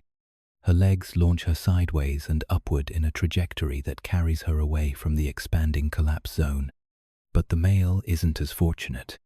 Caught in the center of the scree field when the failure initiated, he's now riding a tsunami of loose rock that's accelerating down the mountainside with him tumbling somewhere in the chaotic mass of moving stone. His survival depends on reflexes, luck, and the kind of athletic ability that evolution refined specifically for situations like this. She watches from her precarious safety position as the rock slide reveals its devastating power. Thousands of tons of granite fragments, some the size of refrigerators, others small as marbles, all moving together in a destructive symphony that drowns out every other sound in the valley. The geological stability that took millennia to establish disappears in seconds. The scree field becomes a living thing, flowing like water, but hitting like concrete, carrying everything in its path toward the valley bottom, with momentum that could flatten trees, if any existed at this altitude. The male's dark form appears and disappears in the chaos, sometimes on top of the flow, sometimes buried beneath tons of moving rock. Her own position isn't secure. The rock slide is expanding beyond its original boundaries as the failure propagates through adjacent unstable areas. Slopes that looked solid 5 seconds ago are beginning to shift and crack as the vibrations from the main slide destabilize additional rock formations.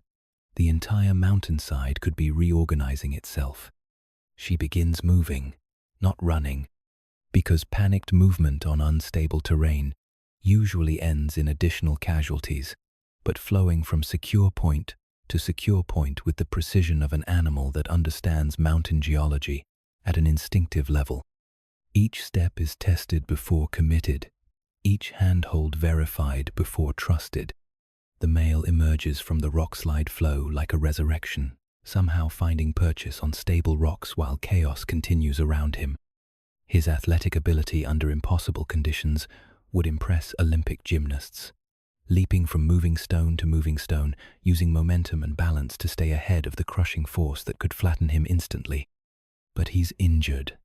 The slight favor in his left rear leg and the way he's holding his right shoulder indicate impact damage that compromises his escape ability.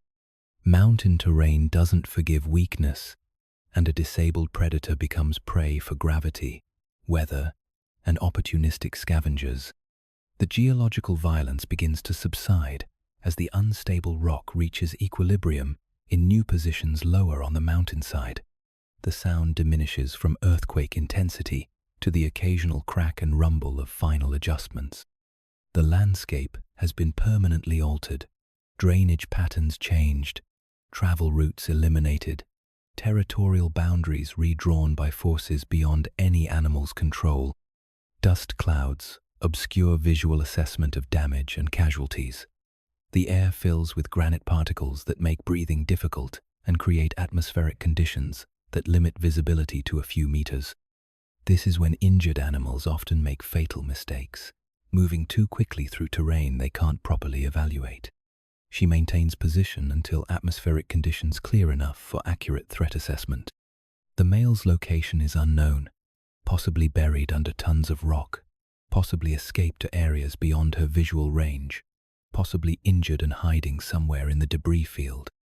Each possibility requires different tactical responses. When the dust finally settles, the damage is impressive. The scree field has been completely reorganized, with some areas swept clean down to bedrock, while others now support rock piles that change the entire topography of this section of mountain.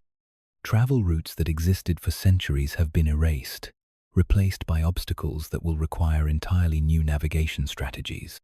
The male is nowhere visible, which could mean successful escape, concealment under protective overhangs, or burial under geological forces that respect neither predator status nor territorial agreements.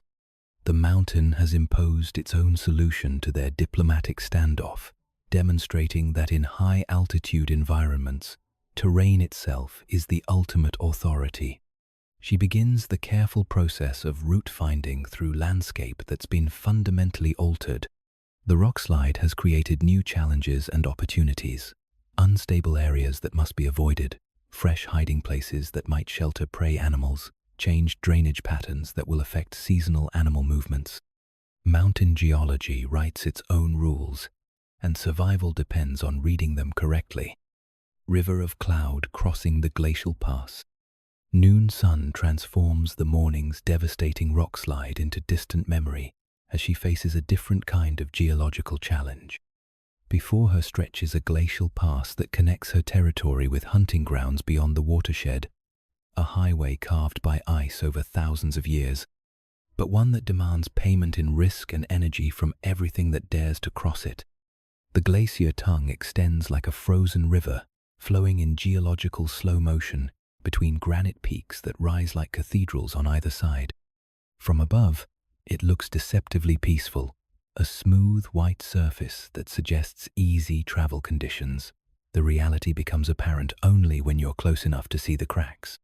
Crevasses split the glacier surface in patterns that would challenge professional mountaineers with ropes and rescue equipment. These aren't simple cracks. They're gaping wounds in the ice that extend down into blue-black depths where falling objects disappear without echo.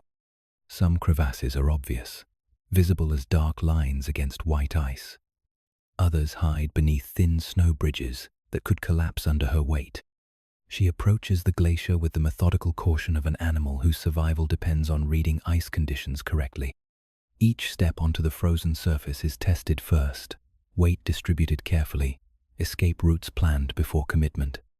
Glacier travel isn't just dangerous. It's a specialized skill that requires understanding ice physics, weather effects, and the acoustic signatures that indicate structural stability. The ice responds to her pores with sounds that tell stories about internal structure and safety margins. Solid ice produces sharp clicks when struck. Thin ice over crevasses creates hollow drumming sounds. Snow bridges over gaps make soft whooshing noises that indicate dangerous instability. Her ears become geological sensors that supplement visual inspection with acoustic analysis. Temperature matters critically on glacier surfaces. The midday sun has warmed the ice enough to make it slightly plastic, creating better traction for her fur-covered paws, but also increasing the risk of structural failure in marginal areas. Thermal expansion and contraction create stresses that can turn stable ice into collapse zones without warning. Her route across the glacier follows natural highways that experienced travelers learn to recognize. Compression zones where ice flows create reinforced surfaces, areas where crevasse patterns indicate solid ice beneath, natural bridges where ice thickness provides adequate safety margins. This is knowledge accumulated through generations of animals that survived glacier crossings by learning to read frozen water like terrain maps. The cloud river that gives this pass its name begins forming as she reaches the glacier's midpoint. Warm air rising from lower valleys meets cold glacier surfaces, creating fog systems that can reduce visibility to arm's length within minutes. Navigation becomes a matter of memory, compass sense, and the kind of spatial awareness that keeps mountain animals from walking off cliffs they can't see. Her paws begin to numb as glacier cold penetrates even her remarkable insulation systems. Ice contact creates heat loss that threatens circulation in extremities, and the combination of thin air and thermal stress challenges her metabolic systems in ways that require constant adjustment. Each step becomes a calculated balance between progress and preservation of biological function. Wind patterns on glacier surfaces create unique challenges that don't exist in other terrains. Katabatic winds, air currents created by temperature differentials between ice and surrounding rock, can reach velocities that knock animals off their feet without warning. Sound travels differently across ice, creating acoustic confusion that makes navigation by hearing unreliable. The crevasse field in the glacier's center section requires precise route finding that would challenge a GPS system. She picks her way between gaps that could swallow her entire body, testing each snow bridge before trusting it with her full weight, backtracking when routes prove impassable. This is three-dimensional puzzle solving at altitude while managing hypothermia risk. Her breathing creates vapor clouds that freeze instantly in the supercooled air above the glacier. Each exhalation becomes visible evidence of her presence, but also heat loss that she can't afford to sustain indefinitely. Breathing patterns adjust to minimize vapor formation while maintaining oxygen supply to muscles working at maximum efficiency. The glacier reveals its history through ice layers visible in crevasse walls, annual accumulation bands that record weather patterns stretching back centuries, volcanic ash layers from eruptions that occurred before human civilization, atmospheric composition changes that document climate variations across geological timescales. She's walking across a library of environmental history written in frozen water. Navigation landmarks disappear and reappear as fog density varies with thermal conditions. Rock formations that provided reference points vanish into white-gray obscurity, then emerge ghost-like from different directions than expected. Spatial awareness becomes critical when visual references prove unreliable, and wrong turns can lead to crevasse fields or dead-end routes against impassable ice walls. The crossing reaches its most treacherous section, where glacier movement has created a maze of intersecting cracks and unstable ice blocks. Here, route selection becomes life or death decision-making where wrong choices lead to falls that no animal survives. Each step requires analysis of ice conditions, structural engineering assessment, and backup planning for potential emergency situations. Her progress slows to careful deliberation as she navigates through glacier terrain that changes constantly under the influence of thermal cycles, gravitational stress, and the inexorable movement of millions of tons of ice flowing downhill at speeds measured in meters per year. The far side of the glacier appears through shifting fog like a promised land of solid rock and reliable footing. Time to complete this crossing before weather conditions deteriorate or thermal effects compromise ice stability beyond safe travel margins. Scarred membrane, older wounds and lessons. Safe on solid granite again, she pauses to groom ice crystals from her fur and assess the toll that glacier crossing extracted from her body systems. But the methodical licking of her right shoulder stirs memories encoded in scar tissue that tells stories about previous encounters with mortality in the high places. The shoulder scar is 3 years old, a parallel set of claw marks that nearly ended her hunting career before it fully began. She was younger then, less experienced in reading the body language of cornered prey, and the barrel ram that created these marks taught her lessons about desperation that textbooks could never convey. Mountain sheep in their final moments become weapons with hooves that can shatter bones and horns that can puncture vital organs. The ram's desperate charge had been perfectly timed, catching her in mid-leap when trajectory couldn't be adjusted and landing couldn't be controlled. 4 parallel gashes through fur, skin, and muscle, missing arteries by millimeters and ligaments by less.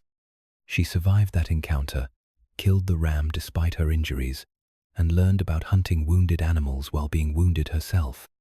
The scars remind her that even successful predation carries costs that compound over time, and that the margins between life and death in mountain hunting are measured in fractions of seconds and millimeters of placement.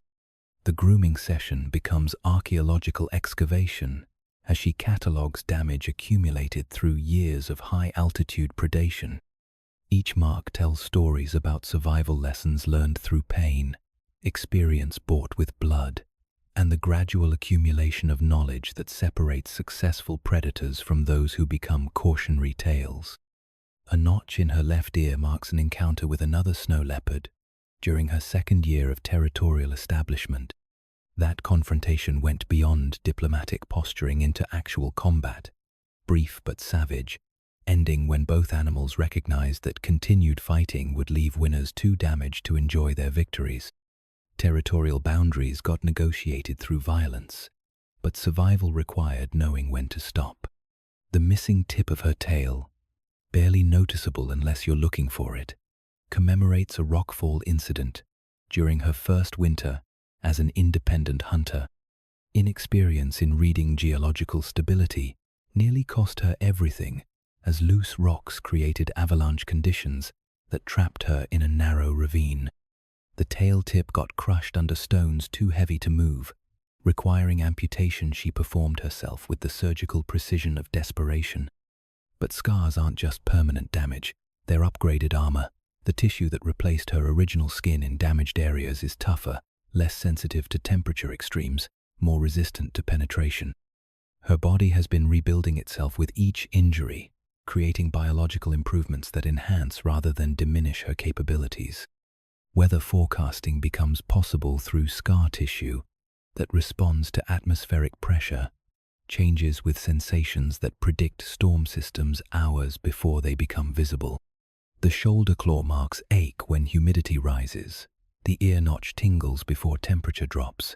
The tail injury sends nerve signals that correlate with barometric pressure variations. These aren't random phantom pains. They're biological weather stations that provide meteorological intelligence more accurate than scientific instruments. Scar tissue contains nerve endings that respond to atmospheric conditions in ways that intact skin cannot, creating early warning systems that help predict environmental changes critical to hunting and survival. Her grooming ritual acknowledges each scar with the attention usually reserved for recent injuries. This isn't vanity. It's maintenance of biological systems that require care to function optimally. Scar tissue needs circulation to remain flexible, attention to prevent infection, and the kind of thorough inspection that detects problems before they become critical. The scars also function as territorial displays during encounters with other snow leopards.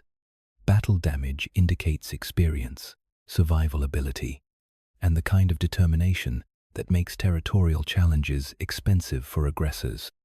Animals that have survived serious injuries and returned to full function advertise capabilities that discourage casual confrontation. Memory patterns associated with each scar provide tactical intelligence that influences hunting strategies and territorial behavior. The shoulder injury reminds her to avoid frontal attacks on desperate prey. The ear notch reinforces lessons about conflict escalation and knowing when diplomatic solutions become impossible. The tail damage emphasizes geological awareness and terrain assessment skills. Pain memories fade, but learning persists in neural pathways that have been reinforced through survival experiences.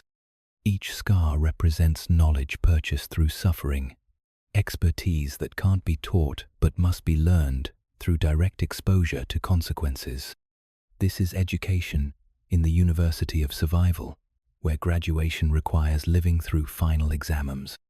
The grooming session concludes with assessment of current condition relative to historical damage patterns. Her healing systems have performed admirably over the years, maintaining function despite accumulated trauma, adapting to limitations while finding alternative approaches that preserve essential capabilities.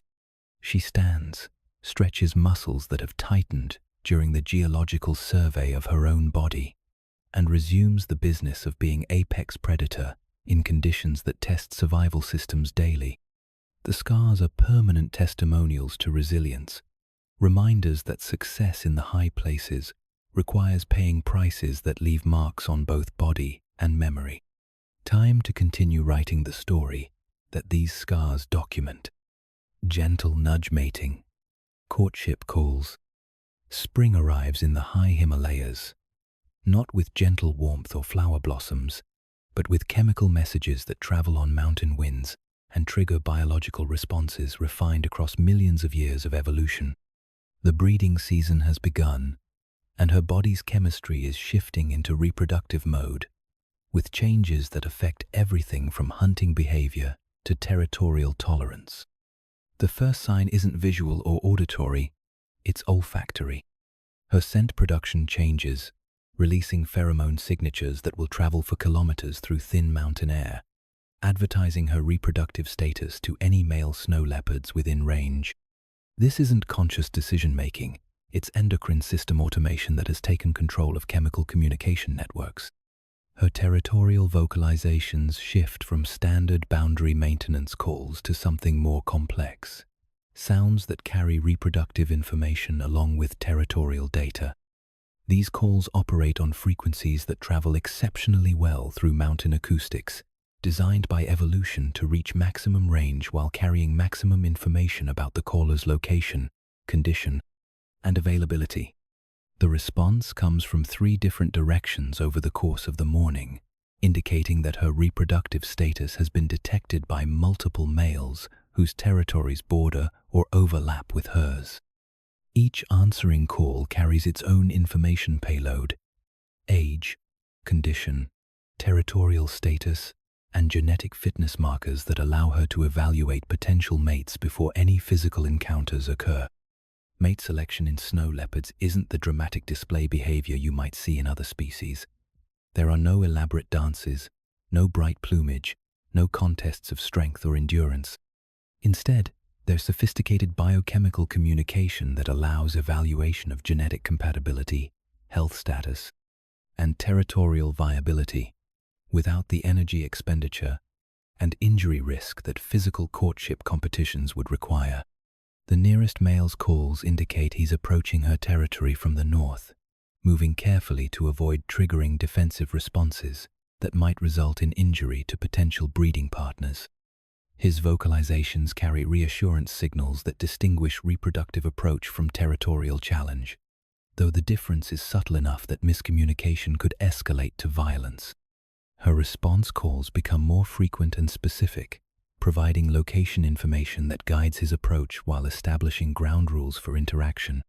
The chemical and acoustic signals she's broadcasting basically translate to interested but cautious, healthy and fertile. Approach slowly and announce intentions clearly.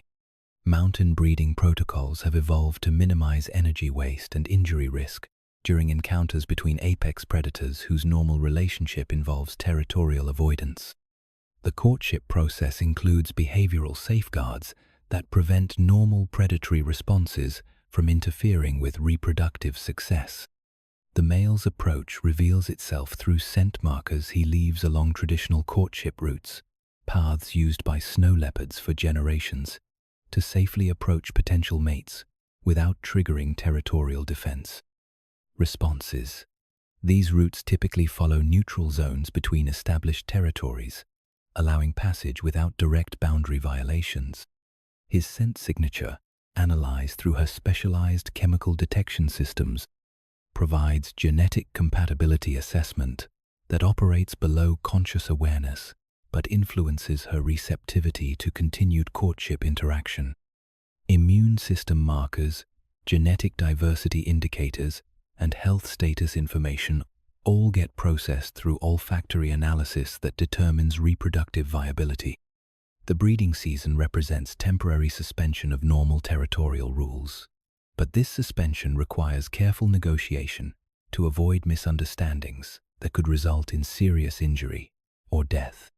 Male snow leopards are larger and stronger than females, but females defending territory or potential offspring are more dangerous than most males are prepared to handle. Her behavioral patterns shift as reproductive hormones influence decision-making processes that normally prioritize individual survival above all other considerations. Risk tolerance increases, territorial boundaries become more flexible, and social interaction patterns change to accommodate behaviors that would be unthinkable during non-breeding periods.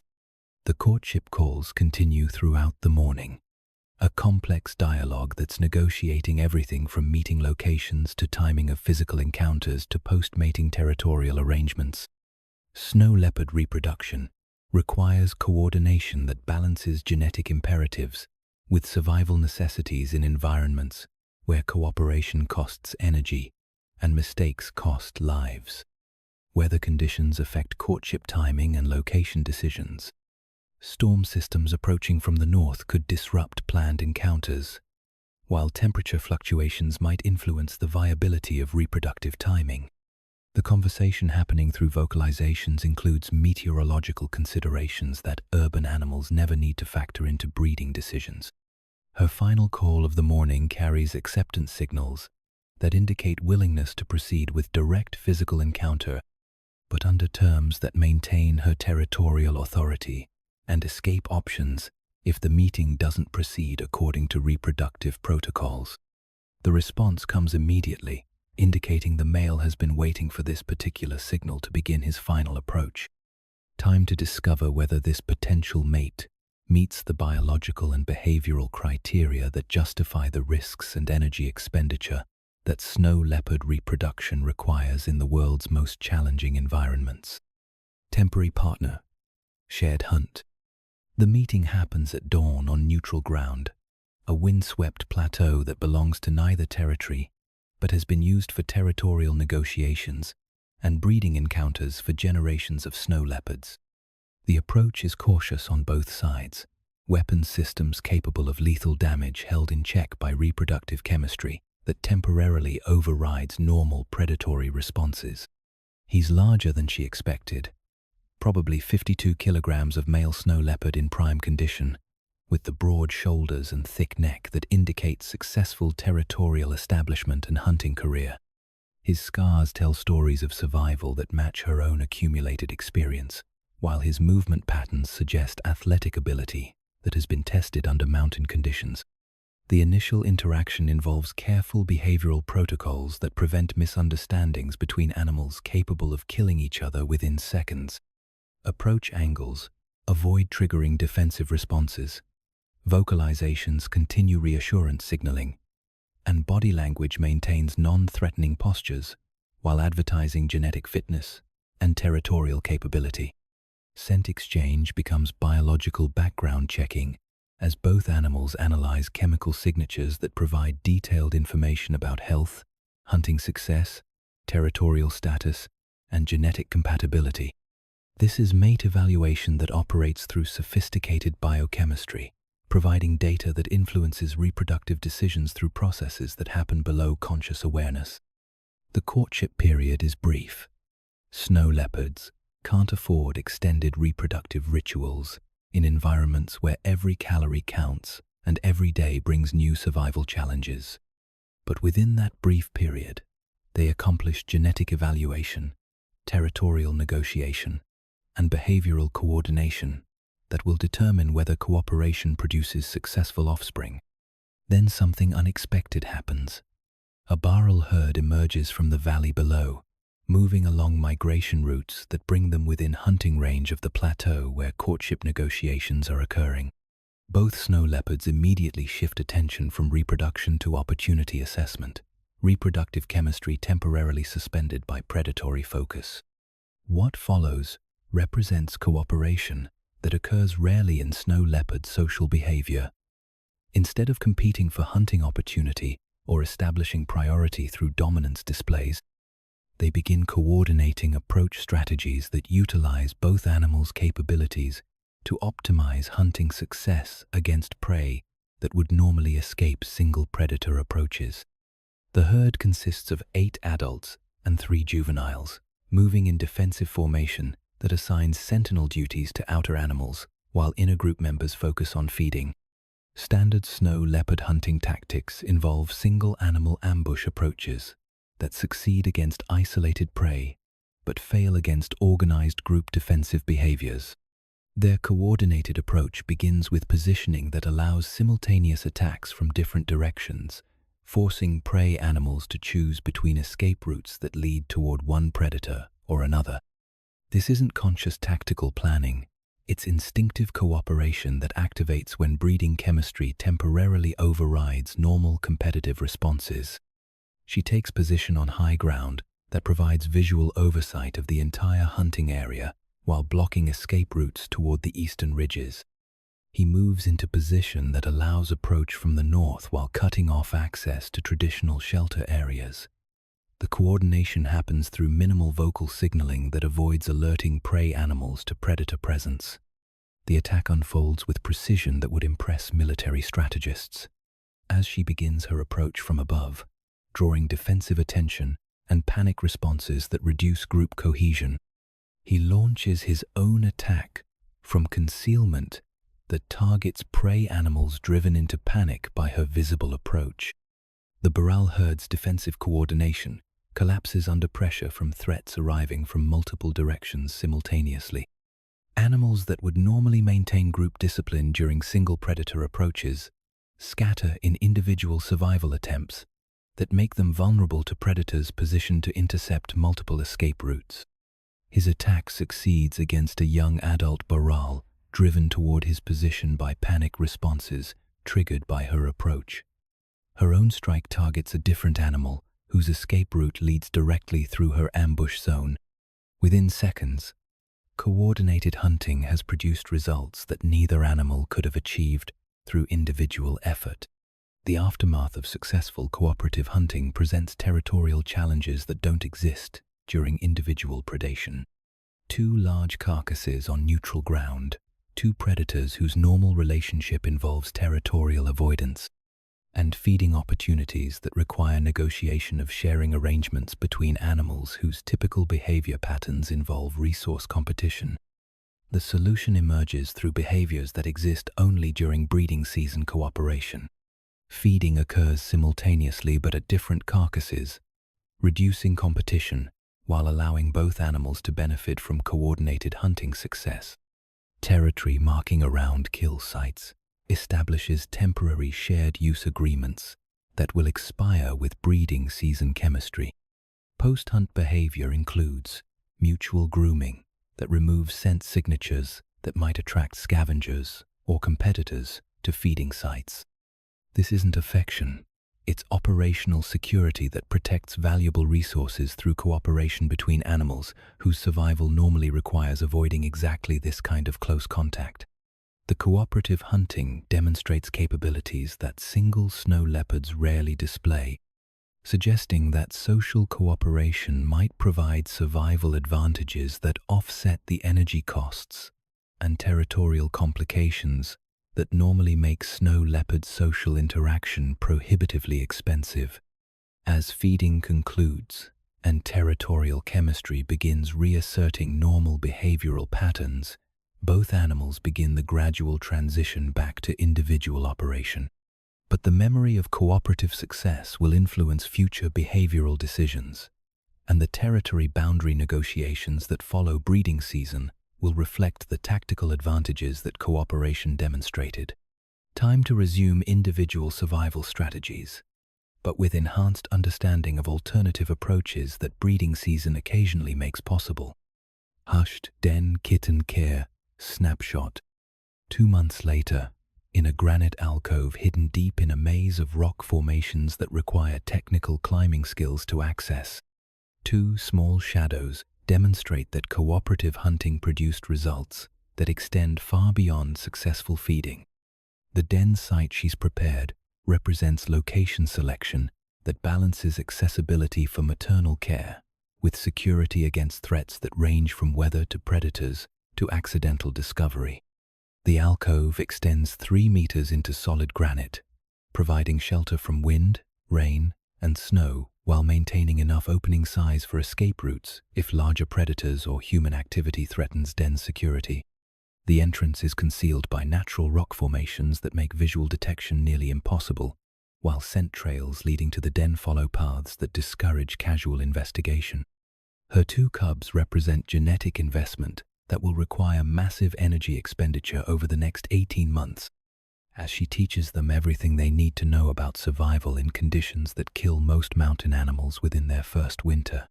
At 8 weeks old, they're beginning to show the personality traits and physical characteristics that will determine their survival prospects. The larger cub, a male, displays aggressive curiosity and athletic ability that suggest good survival potential, but also tendency toward risk-taking that could prove fatal during learning phases. His sister shows more cautious behavioral patterns, combined with superior observational skills that indicate different but equally valuable survival strategies. Feeding the cubs requires hunting success rates that push her capabilities to maximum efficiency.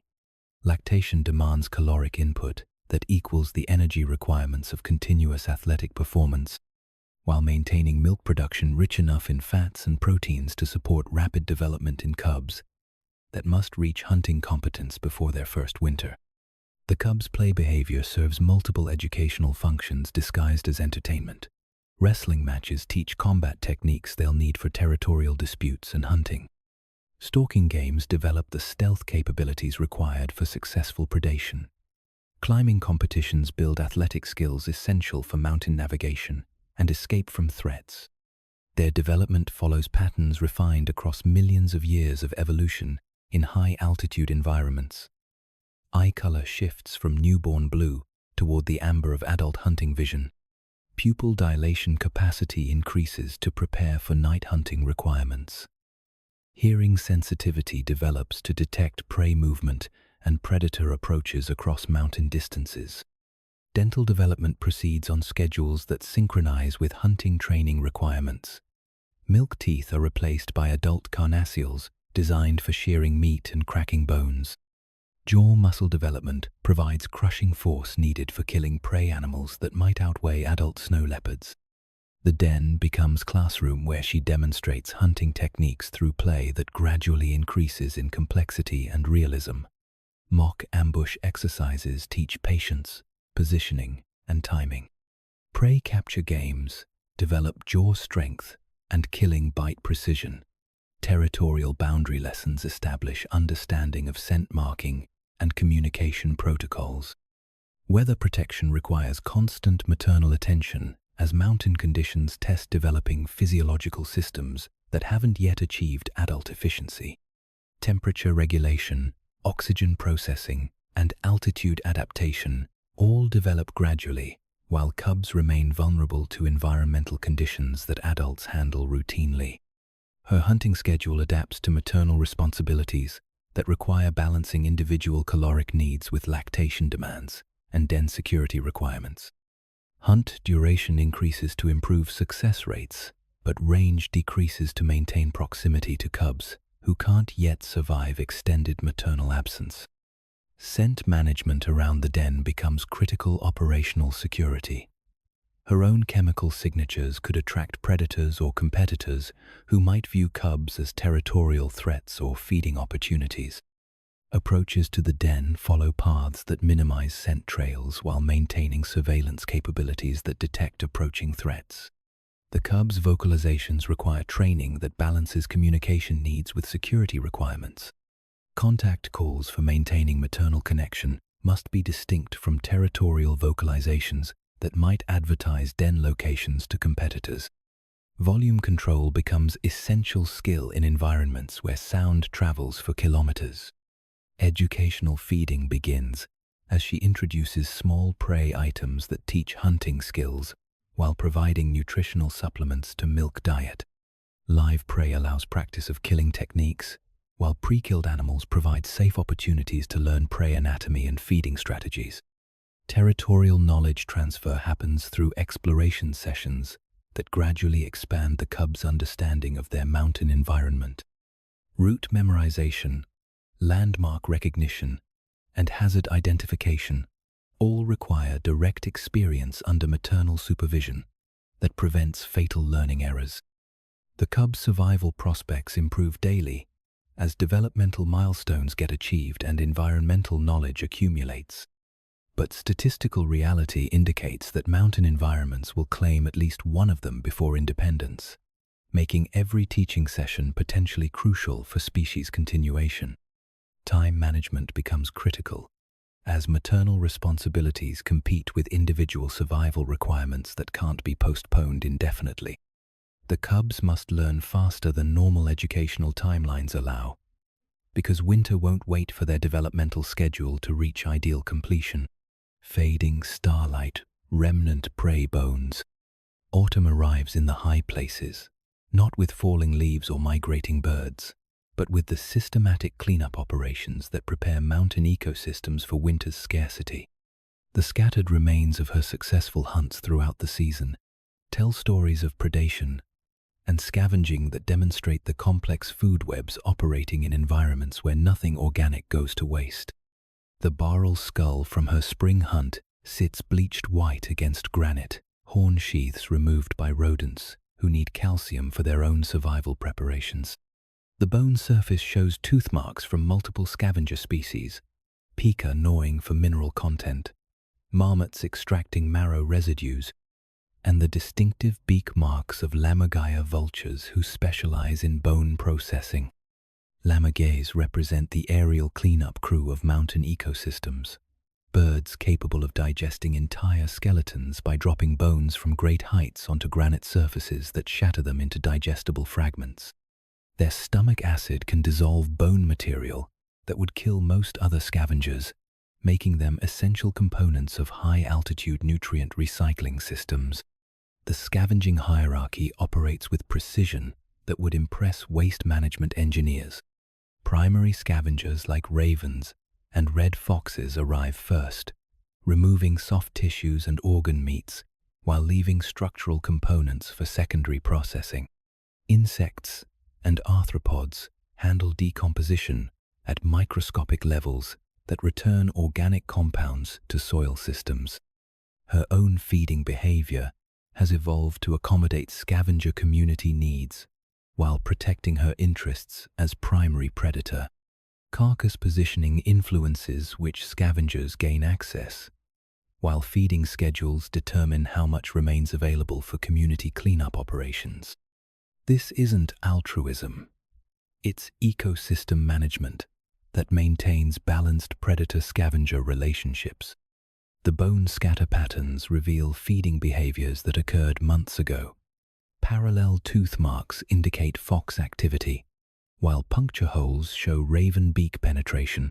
Rounded edges on smaller bones indicate extended rodent gnawing, and the complete absence of certain skeletal elements suggests lammergeier bone-dropping activities. Seasonal scavenging behaviors change as different species prepare for winter in ways that affect nutrient cycling throughout mountain ecosystems. Marmots increase bone consumption to build calcium reserves for hibernation. Picas intensify mineral extraction to support burrow construction and winter food storage operations. The largest bones from her kills serve multiple functions beyond nutrition for scavenger communities. Femurs and tibias become gnawing posts that help maintain dental health in species whose survival depends on keeping teeth sharp for winter survival. Skull fragments provide calcium supplements that support antler growth in deer species and horn development in sheep populations. Decomposition rates at altitude follow patterns that differ dramatically from lowland environments. Cold temperatures and low oxygen levels slow bacterial activity that normally breaks down organic matter within weeks. Instead, decomposition can take months or even years, creating long-term feeding opportunities for scavenger communities that rely on extended resource availability. Weather affects bone preservation in ways that create seasonal feeding opportunities for different scavenger species. Freeze-thaw cycles crack bone surfaces, exposing marrow contents to animals that couldn't otherwise access internal nutrients. Wind erosion gradually reduces bone mass to calcium-rich powder that gets incorporated into soil systems, supporting high-altitude plant communities. The molecular recycling happening around these bone scatters represents nutrient transfer systems that connect predator success with plant growth, herbivore nutrition, and overall ecosystem productivity.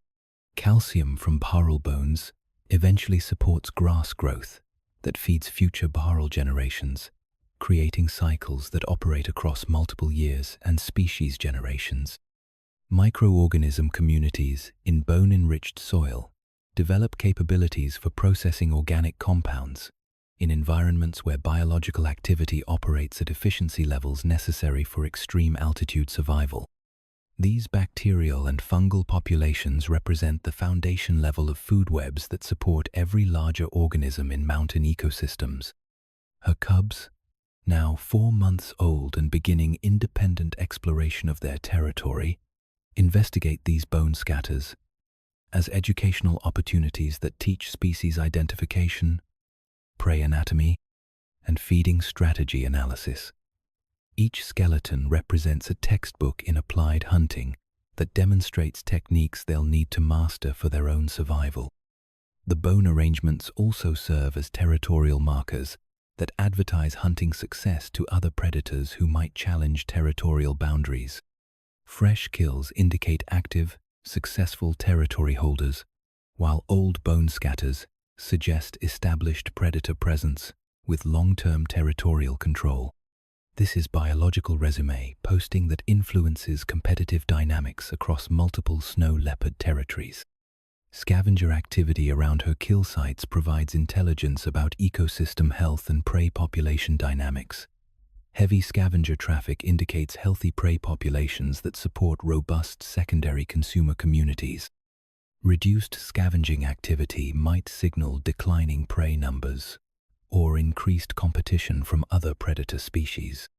The cub's investigation of bone scatters includes lessons about scent interpretation that teach them to read chemical signatures left by various scavenger species.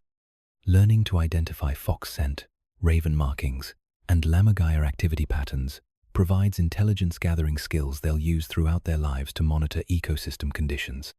Chemical analysis of bone surfaces reveals feeding chronologies that demonstrate the temporal patterns of scavenging community activity.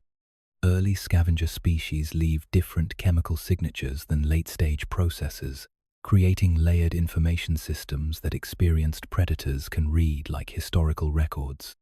The transition from fresh kills to cleaned skeletons represents time-lapse photography of mountain ecosystem function, demonstrating nutrient flow patterns that connect apex predators with primary producers through complex webs of intermediate consumers. Every bone fragment tells part of the story about how life sustains itself in conditions that challenge basic biological processes. As winter approaches, Even these bone remnants will be covered by snow that temporarily removes them from active ecosystem participation. But spring snowmelt will reveal them again. Continuing decomposition processes that operate across seasonal cycles and contribute to long-term nutrient availability in environments where every organic molecule represents precious resources. The cubs move on from their bone scatter investigation, carrying new knowledge about ecosystem function and their role as future contributors to nutrient cycling systems that have sustained mountain life for millions of years. Human shadows. Herder. Encroachment. The sound reaches her before the visual confirmation. Bells with the distinctive bronze tonality that announces yak herds moving through mountain corridors that have connected human communities across the Himalayas for thousands of years. But these aren't distant bells from traditional trade routes. They're close enough to indicate herder encroachment into territories that have remained human, free for generations. Smoke plumes rising from the valley below confirm her acoustic intelligence. Cooking fires, probably butter tea preparation and sampa roasting, creating chemical signatures that advertise human presence across distances that carry information to every predator within kilometers. The scent of burning yak dung, traditional fuel in regions above the tree line, adds complexity to atmospheric chemistry that normally carries only natural geological and biological signatures. The herder camp represents collision between human pastoral traditions and snow leopard territorial requirements in landscapes, where coexistence demands careful negotiation of resource access and risk management. Her territory now overlaps with human economic activity that brings potential conflict over livestock predation, territorial boundaries, and hunting ground access. Through binoculars she doesn't possess but enhanced vision that serves similar functions, she observes the human activity patterns that will determine whether this encroachment represents temporary passage or permanent territorial modification. Tent arrangements, livestock distribution, and herder movement patterns provide intelligence about intentions and duration that influence her tactical response options. The yak herd represents temptation balanced against catastrophic risk. Individual yaks outweigh her by 6-to-1 ratios, but young animals or individuals separated from herd protection might provide hunting opportunities that deliver more calories than weeks of baral hunting. However, livestock predation triggers human retaliation that historically has eliminated entire snow leopard populations. Her cubs complicate risk assessment calculations that previously involved only individual survival considerations. Maternal responsibilities require evaluating threats to offspring that can't yet escape human pursuit or survive extended territorial displacement. The herder presence creates educational challenges about human avoidance that aren't covered in normal snow leopard survival curricula. Domestic dogs, accompanying the herder camp, present immediate tactical challenges that wild prey animals don't create. Dogs possess scent detection capabilities that can locate snow leopard dens, tracking persistence that can pursue prey across terrain advantages that normally favor predators, and pack coordination that can overwhelm individual snow leopards through cooperative hunting techniques. Human activity changes acoustic environments in ways that disrupt normal hunting strategies and territorial communication systems. Conversation, radio broadcasts, and mechanical sounds mask natural audio signatures that snow leopards use for navigation, threat detection, and prey location. The sonic pollution creates functional habitat degradation that affects predator effectiveness. Livestock grazing patterns modify vegetation communities that support prey species populations through changes in plant availability, soil composition, and water access. Overgrazing can eliminate natural prey habitat while creating competition between domestic and wild herbivores for limited high-altitude forage resources. Traditional herder knowledge includes snow leopard awareness that results in behavioral modifications designed to minimize predator-livestock conflict. Herding dogs, protective corralling, and nighttime livestock security measures represent human adaptations to predator presence that acknowledge coexistence requirements while protecting economic investments. The economic mathematics of human-predator conflict operate on scales that dwarf individual snow leopard survival calculations. Single livestock losses can represent family income, equivalent to months of herder wages, creating economic pressure for predator elimination that overrides conservation concerns or traditional tolerance patterns. Her territorial knowledge must expand to include human behavioral patterns that influence hunting opportunities, den security, and territorial accessibility. Learning to read human activity schedules becomes essential survival skill in landscapes where human presence creates both opportunities and existential threats.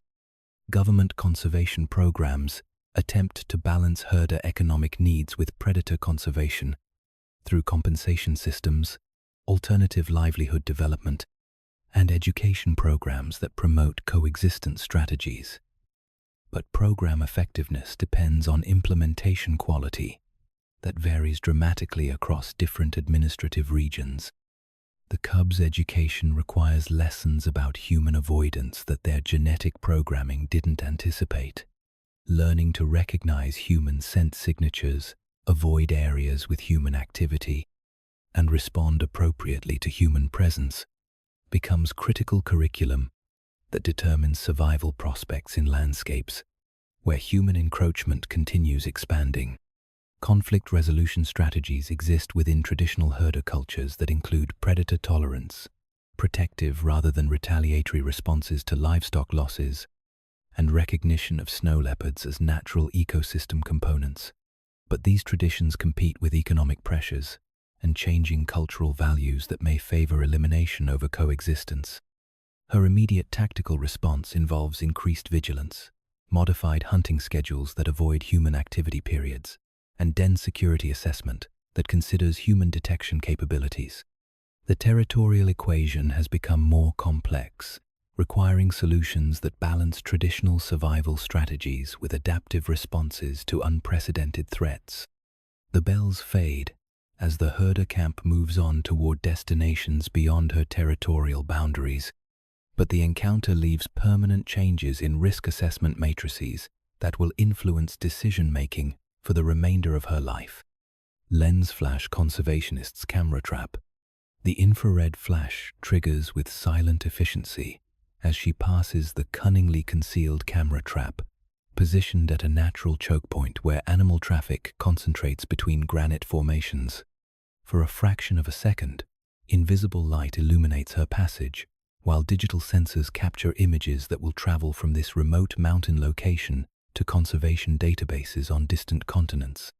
Her reaction to the flash is immediate but controlled. A pause in movement, ears rotating to identify the source, pupils contracting in response to sudden illumination. Her nose analyzes the scent signature of plastic housing, battery acid, and the distinctive chemical smell of electronic equipment that doesn't belong in natural environments. The camera trap represents the intersection between traditional snow leopard behavior and modern conservation science, a monitoring system designed to gather population data without direct human intrusion that might disrupt normal territorial and hunting patterns. But the devices create their own forms of environmental modification that affect animal behavior in subtle ways. Technology concealment attempts to minimize behavioral disruption, but animals adapted to detecting threats through sensory systems refined across millions of years notice anomalies that human engineers might consider insignificant. The plastic housing creates visual discontinuities that don't match natural granite textures. Electronic components emit electromagnetic signatures detectable by nervous systems evolved to process environmental information at molecular levels. Conservation research requires population estimates, territorial mapping, and individual identification that traditional observation methods can't achieve in terrain where human presence would fundamentally alter animal behavior patterns. Camera traps provide data collection capabilities that operate continuously across seasonal cycles while maintaining minimal direct human impact. Her image will be processed through facial recognition software that can identify individual snow leopards through rosette patterns, scars, and other distinguishing characteristics visible in digital photographs. This creates biological databases that track territorial movements, hunting success, reproduction rates, and survival statistics across entire mountain ecosystems. The infrared illumination system operates on wavelengths that most mammals can't detect, but snow leopard visual systems evolved for extreme low-light conditions include sensitivity ranges that extend beyond typical mammalian capabilities.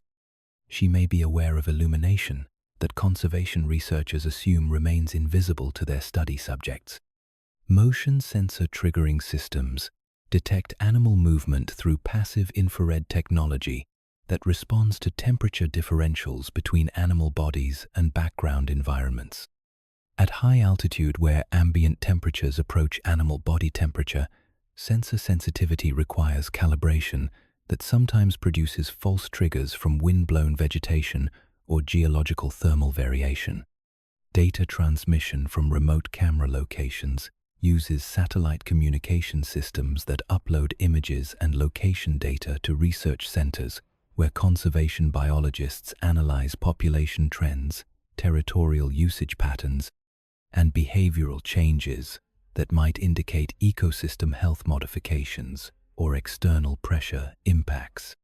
Her cub's presence in some images provides reproduction rate data that conservation programs use to estimate population viability and predict future snow leopard numbers under various environmental scenarios. Individual reproductive success becomes statistical input for species survival models that operate at landscape and regional scales. Battery life in extreme cold conditions limits camera trap operational duration and reliability. Temperature effects on electronic components can produce equipment failures that create data gaps in long-term monitoring programs. Solar charging systems help extend operational capacity, but require weather conditions that don't always cooperate with power generation needs. Human scent contamination from camera installation and maintenance can affect animal behavior around monitoring sites for extended periods after human presence. Some animals avoid camera trap locations, while others may investigate equipment out of curiosity, creating behavioral modifications that bias data collection towards specific personality types or experience levels. GPS coordinates associated with each camera trap image provide precise location data that enables mapping of individual territory ranges, movement corridors, and habitat usage patterns. This information supports conservation planning that identifies critical habitat areas requiring protection from human development or resource extraction activities. The conservation value of camera trap data extends beyond immediate research applications to support international conservation agreements, funding allocation decisions, and policy development that affects snow leopard populations across their entire range. Individual images become components of species survival strategies that operate at geopolitical scales. Her passage triggers not just photographic documentation, but participation in conservation science that may ultimately determine whether snow leopards continue to exist in landscapes that have supported them for millions of years.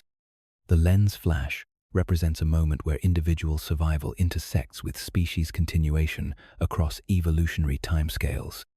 The camera resets itself for the next triggering event, returning to silent surveillance while she continues her territorial patrol. Now documented as another data point in humanity's attempt to understand and preserve one of the planet's most elusive apex predators. Near cutting-edge snare encounter. The scent hits her nostrils 50 meters before visual detection becomes possible. Iron oxide, rust, and the distinctive chemical signature of galvanized steel wire that doesn't belong in any natural mountain environment. Mixed with these metallic scents are darker chemical notes, dried blood, fear pheromones, and the unmistakable smell of death that triggers every survival instinct evolution installed in apex predators.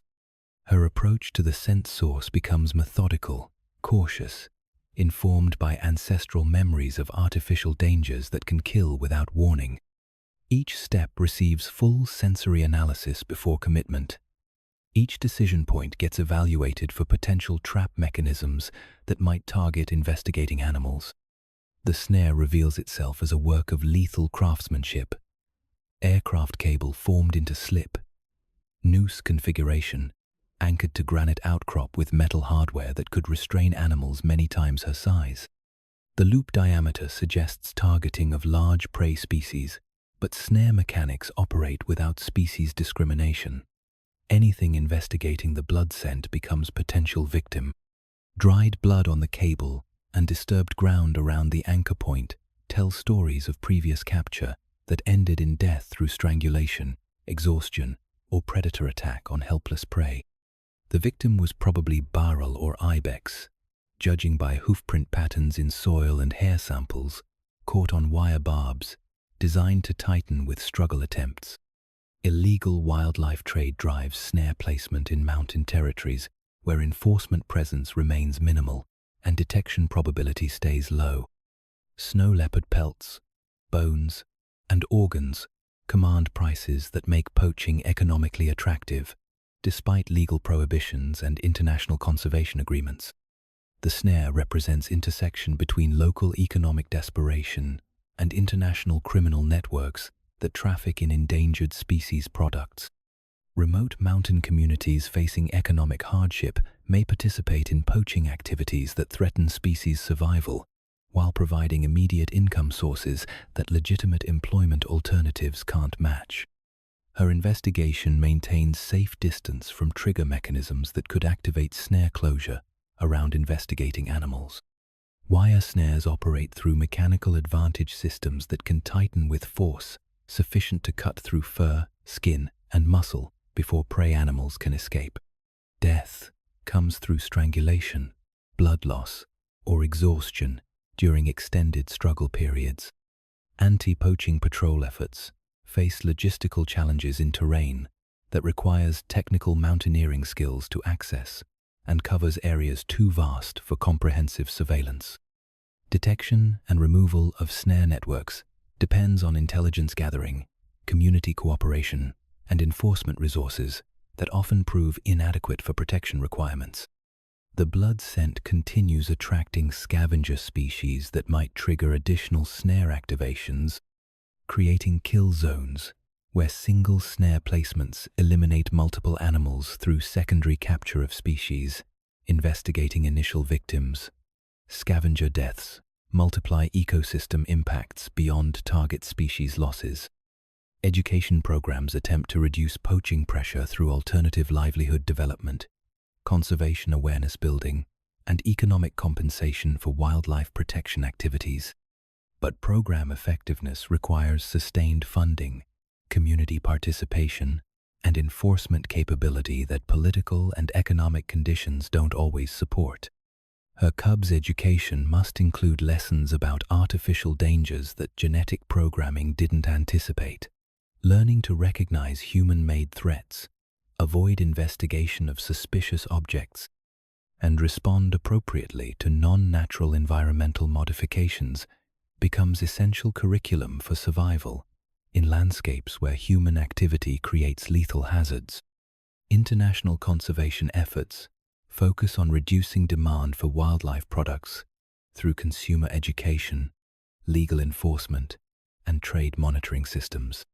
But market demand continues driving poaching pressure that affects snow leopard populations throughout their range, making individual survival dependent on geopolitical conservation success.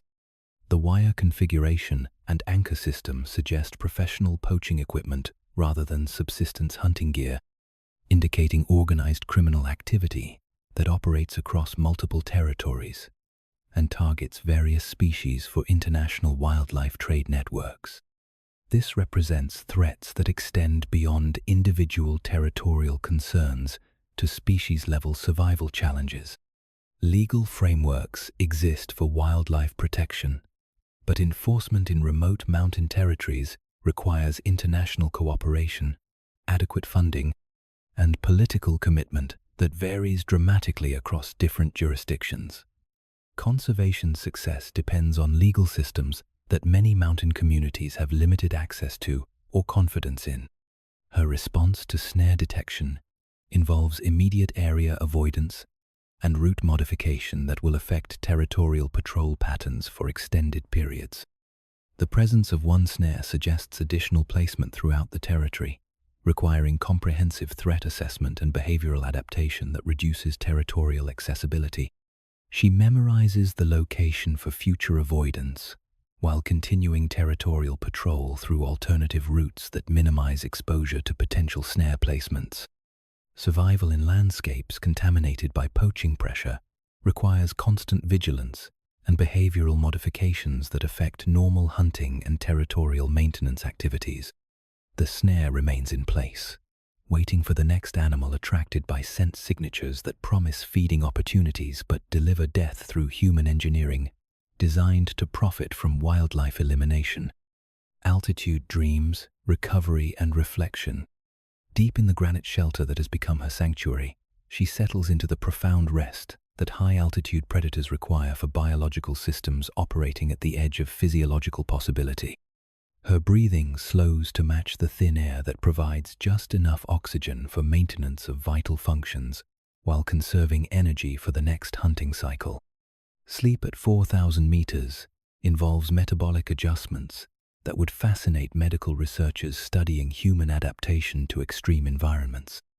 Her heart rate drops to levels that might indicate medical emergency in lowland mammals, but represents optimal efficiency for organisms evolved to extract maximum benefit from limited oxygen availability. Dream states in snow leopards remain largely mysterious to scientists, but her muscle twitches and eye movements during REM sleep suggest neural activity that might represent hunting sequence rehearsal, territorial mapping, or memory consolidation of survival experiences. The brain activity patterns indicate complex information processing that continues during rest periods. Her subconscious mind processes the day's experiences in ways that strengthen neural pathways associated with successful survival strategies, while weakening connections associated with ineffective behaviors. This is biological education that happens during sleep, refining hunting techniques and territorial awareness through neurological repetition and reinforcement. Memory systems specialized for spatial navigation continue operating during rest periods, consolidating information about territorial features, prey movement patterns, and hazard locations. Her mental map of the territory undergoes continuous updating that improves accuracy and detail through integration of recent experiences with historical knowledge. Muscle repair processes activate during deep sleep phases, rebuilding tissue damaged by the extreme physical demands of high-altitude hunting and territorial maintenance. Protein synthesis increases, cellular regeneration accelerates, and metabolic waste products get cleared from muscle tissue that operates at performance levels approaching biological limits. Immune system function receives priority during rest periods as resources get redirected toward pathogen resistance and cellular maintenance that keeps predators healthy in environments where injury or illness can prove rapidly fatal. Sleep becomes critical medical treatment that maintains peak physical condition. Temperature regulation during rest requires precise control of blood circulation that maintains core warmth while minimizing energy expenditure.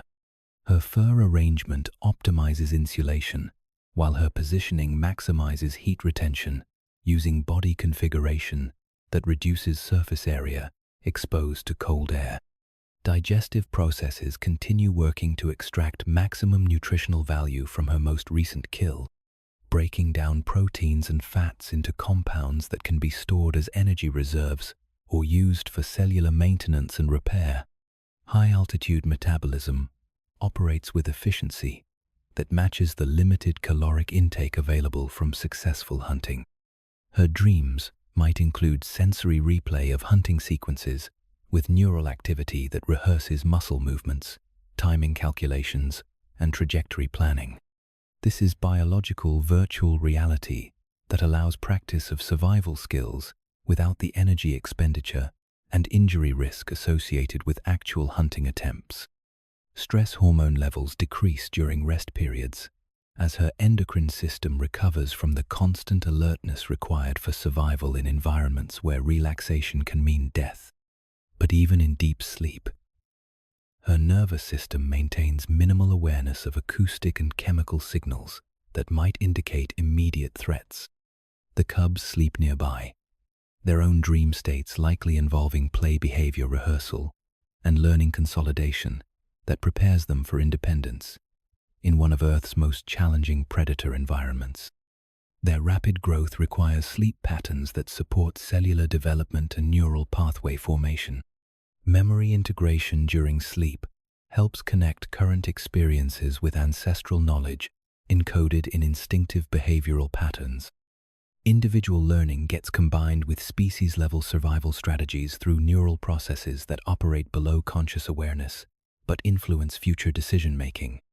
Circadian rhythm regulation at extreme altitude faces challenges from environmental factors that don't exist at lower elevations. Solar radiation intensity, atmospheric pressure variations, and temperature fluctuations all affect biological clock mechanisms that coordinate rest and activity periods. Her sleep position provides immediate escape capability if threats emerge, demonstrating that even unconscious behavior patterns maintain survival priorities. Muscle tension never completely disappears, maintaining readiness for instant activation if circumstances require immediate emergency response. REM sleep phases might include processing of social interactions, territorial negotiations, and breeding behaviors that require complex decision-making under conditions where errors can prove fatal. Social behavior rehearsal during dreams could improve real-world performance in high-stakes encounters with other snow leopards. Recovery from high-altitude hunting requires sleep patterns that address physiological stress from oxygen limitation, temperature extremes, and physical demands that push biological systems to operational limits. Rest becomes biological necessity rather than luxury in environments where peak performance determines survival. Time passes in the mountain silence as her recovery continues, preparing her for another day of survival challenges that test every adaptation evolution has refined across millions of years of high-altitude predator development. Migratory move descent to winter pastures. Temperature plummets as the first major storm system of winter approaches from the north, bringing weather conditions that will transform her high-altitude territory from challenging hunting ground into frozen wasteland where survival becomes impossible for the next 4 months. Migration isn't choice, it's biological imperative, encoded in survival strategies that have kept snow leopards alive through countless winter cycles. The ibex herds began their descent 3 days ago, following migration corridors worn into mountainsides by thousands of years of seasonal movement between summer feeding areas and winter shelter zones. Their departure signals ecosystem-wide recognition that the easy living of summer has ended and the serious business of winter survival is about to begin. Her cubs, now 6 months old and approaching minimal independence, must learn migration routes and winter survival techniques that will determine whether they survive their first high-altitude winter. The educational challenges of migration exceed anything they've encountered during summer territorial training, requiring knowledge that can't be taught through play, but must be learned through direct exposure to conditions that kill inexperienced animals. Route planning involves 3-dimensional navigation through terrain that winter weather will modify beyond recognition. Paths that remain passable in autumn become avalanche zones, wind traps, or impassable ice fields that can trap animals in locations where escape becomes impossible. Migration routes require alternative planning that accounts for weather variables no animal can predict with certainty. The descent begins at dawn, as atmospheric pressure changes indicate approaching storm systems that could strand them at elevations where winter survival becomes impossible. Her navigation follows ridgeline routes that provide wind protection while maintaining visual contact with landmarks that remain recognizable across seasonal changes. Weather prediction through natural indicators becomes critical survival skill as they move through elevation zones where conditions change rapidly with altitude. Cloud formations, wind patterns, and atmospheric pressure sensations all provide meteorological intelligence that influences timing decisions and route selection strategies. Her cubs learn through direct experience how altitude affects breathing, temperature regulation, and energy expenditure calculations. Each 100 meters of descent requires physiological adjustments that prepare them for environmental conditions they've never experienced but must master for winter survival. Traditional migration corridors follow geological features that provide natural highways between elevation zones, river valleys carved by glacial action, ridge systems that connect mountain ranges, and pass routes that minimize exposure to avalanche zones and extreme weather conditions. These routes have been tested through geological timescales that exceed species survival periods. Prey-animal migration patterns influence predator route selection as hunting opportunities decrease with altitude, and prey concentration in winter habitats provides feeding possibilities that might not exist in dispersed summer distributions.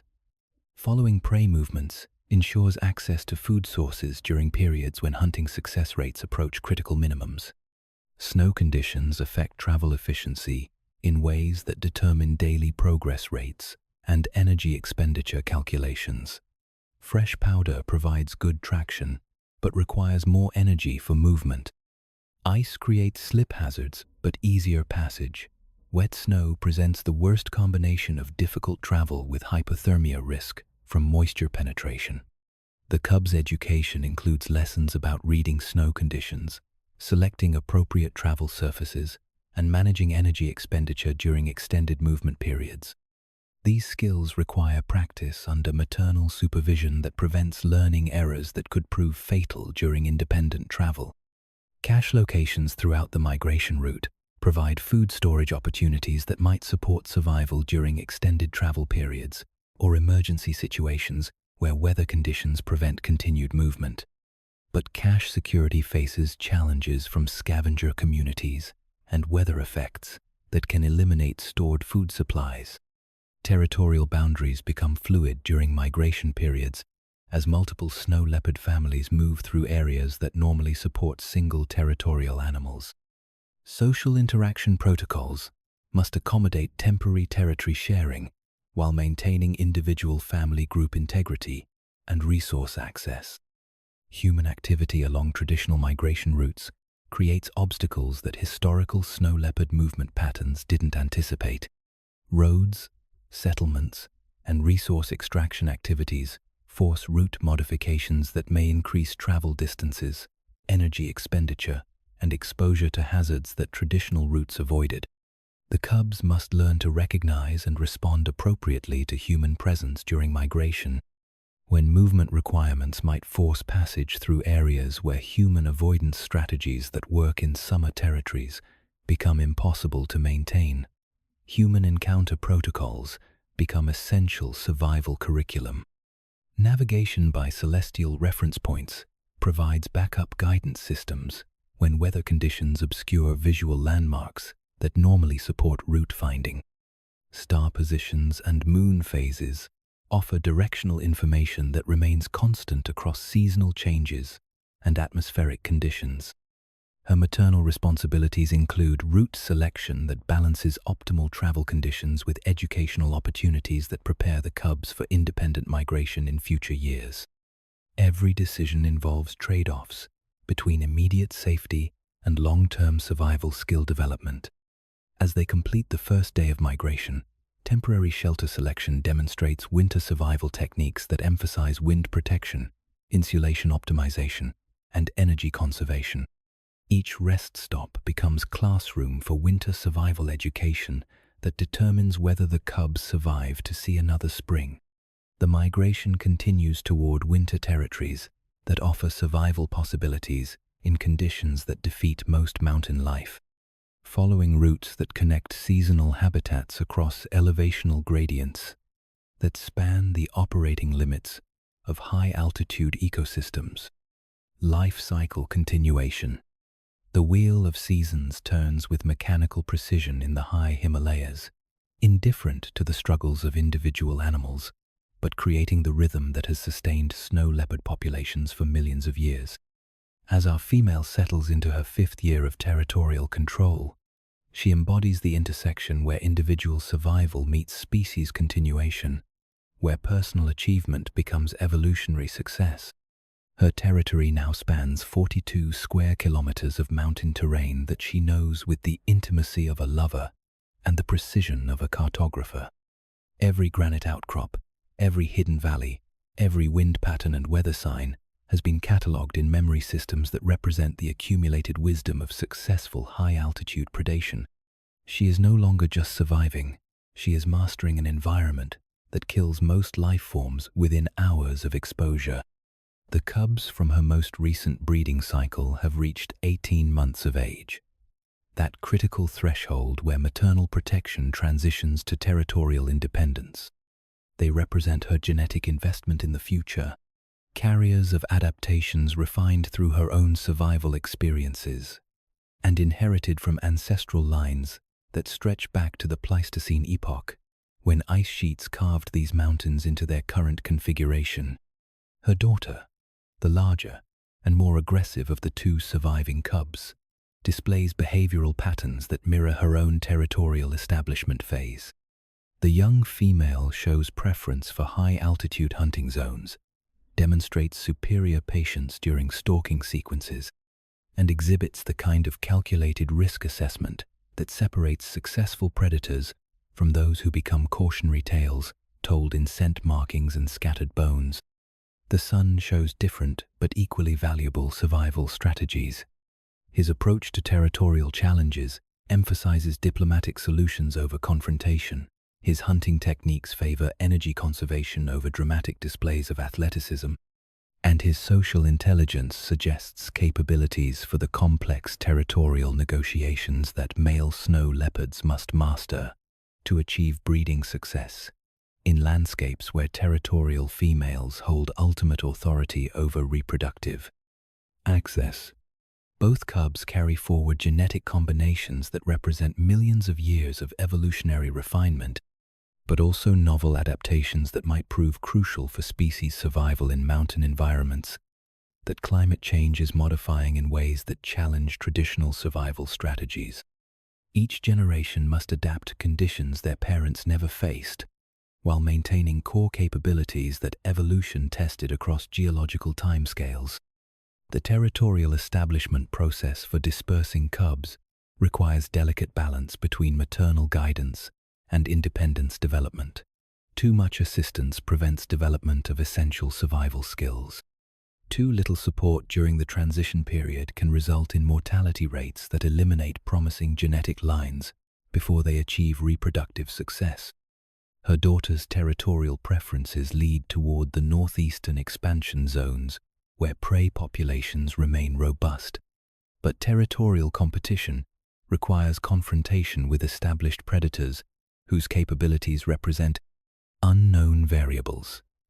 Success depends on combination of inherited abilities, learned skills, and luck factors that no amount of maternal preparation can guarantee. The son faces different challenges, as male territorial establishment requires larger ranges, more complex social negotiations, and delayed reproductive access that tests survival capabilities over extended time periods. Male snow leopards typically require 3 to 4 years to achieve territorial establishment that permits breeding access, creating survival bottlenecks that eliminate most males before genetic contribution becomes possible. Her own reproductive future involves calculations that balance energy expenditure against declining physical capabilities and increasing territorial maintenance demands.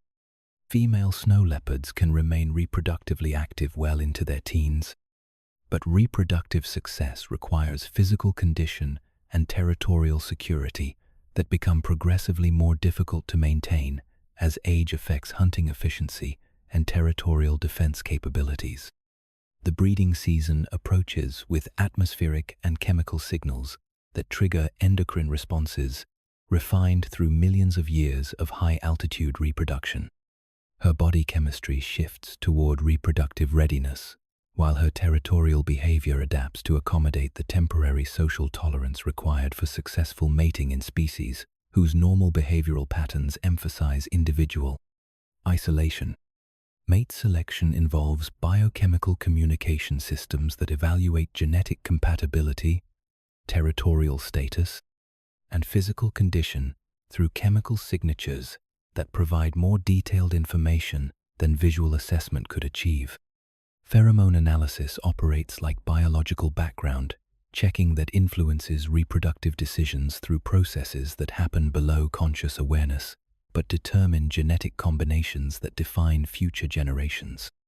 The male who approaches her territory this season carries scent signatures that indicate successful territorial establishment, good hunting performance, and genetic markers that suggest compatibility with her own genetic profile. His territorial vocalizations demonstrate confidence balanced with appropriate caution, indicating social intelligence that recognizes the difference between breeding approach and territorial challenge. Their courtship follows protocols that balance reproductive necessity with survival requirements in environments where extended social interaction creates vulnerability to environmental threats, prey scarcity, and territorial challenges from competitors who might exploit perceived weaknesses during reproductive distraction. The mating process itself represents temporary suspension of normal behavioral patterns that emphasize individual survival above all other considerations. Reproductive chemistry overrides territorial instincts and competitive responses that would normally prevent close contact between apex predators, whose hunting strategies require defending resource access against all competitors. Post-mating territorial arrangements require negotiation of hunting ground access, den site security, and resource sharing that accommodates increased caloric requirements during pregnancy, while maintaining territorial boundaries that prevent conflict with neighboring snow leopards, whose own reproductive cycles create similar resource pressures. Pregnancy in high-altitude environments demands metabolic adaptations that challenge biological systems already operating at efficiency limits, imposed by oxygen scarcity, temperature extremes, and nutritional constraints. Her hunting success rates must improve precisely when physical capabilities face increasing limitations from gestational energy demands. Den site selection involves geological knowledge, weather prediction, and security assessment that determines survival prospects for offspring who will spend their first months completely dependent on maternal protection in environments where exposure to cold, predators, or human discovery could result in total reproductive failure. The denning period requires hunting efficiency improvements that support both maternal nutrition and milk production, adequate for supporting rapid growth in cubs, who must achieve minimum survival capabilities before their first winter. Energy balance calculations become critical, as caloric input must support two biological systems operating at maximum demand levels. Birth in high-altitude environments occurs without medical support systems that lowland mammals might access during reproductive emergencies. Maternal survival and cub viability depend entirely on biological adaptations refined through natural selection processes that eliminated genetic lines unable to achieve reproductive success under extreme environmental conditions. The cubs emerge into world conditions that would kill most mammalian newborns within hours, but snow leopard adaptations include specialized physiological systems that maintain body temperature, support rapid development, and provide immunological protection adequate for survival in environments where bacterial and viral challenges compound environmental stresses. Early cub development follows patterns that balance rapid capability acquisition with energy conservation in organisms whose survival depends on achieving hunting competence before environmental conditions deteriorate beyond survival. Thresholds. Every developmental milestone represents biological investment that must produce capabilities justifying energy expenditure. Maternal education begins immediately as cubs learn through play behaviors that disguise survival training as entertainment. Wrestling teaches combat techniques, stalking games develop hunting skills, and climbing competitions build athletic capabilities essential for mountain navigation and threat avoidance. Education continues throughout dependency periods that extend longer than most feline species require. The cub's territorial education involves route memorization, landmark recognition, and hazard identification that creates mental maps, supporting independent navigation through terrain, where wrong turns can result in exposure to avalanche zones, cliff faces, or territorial boundaries defended by predators whose tolerance for intruders approaches zero. Weather prediction education teaches recognition of atmospheric conditions, pressure changes, and seasonal patterns that influence hunting success, shelter selection, and travel timing. Cubs must learn meteorological assessment capabilities that provide survival advantages during independent territorial establishment when maternal weather prediction support ends. Hunting instruction progresses from observation through participation to independent practice under maternal supervision that prevents fatal learning errors while ensuring skill development adequate for survival during independence. Each hunting lesson represents biological investment in genetic line continuation that must produce competent predators capable of territorial establishment. Social behavior education includes territorial communication protocols, threat assessment procedures, and conflict resolution strategies that enable survival in landscapes where misreading social signals or responding inappropriately to territorial challenges can result in injury or death that eliminates promising genetic contributions. Human avoidance training becomes increasingly important as human encroachment into traditional snow leopard territories creates survival challenges that genetic programming didn't anticipate.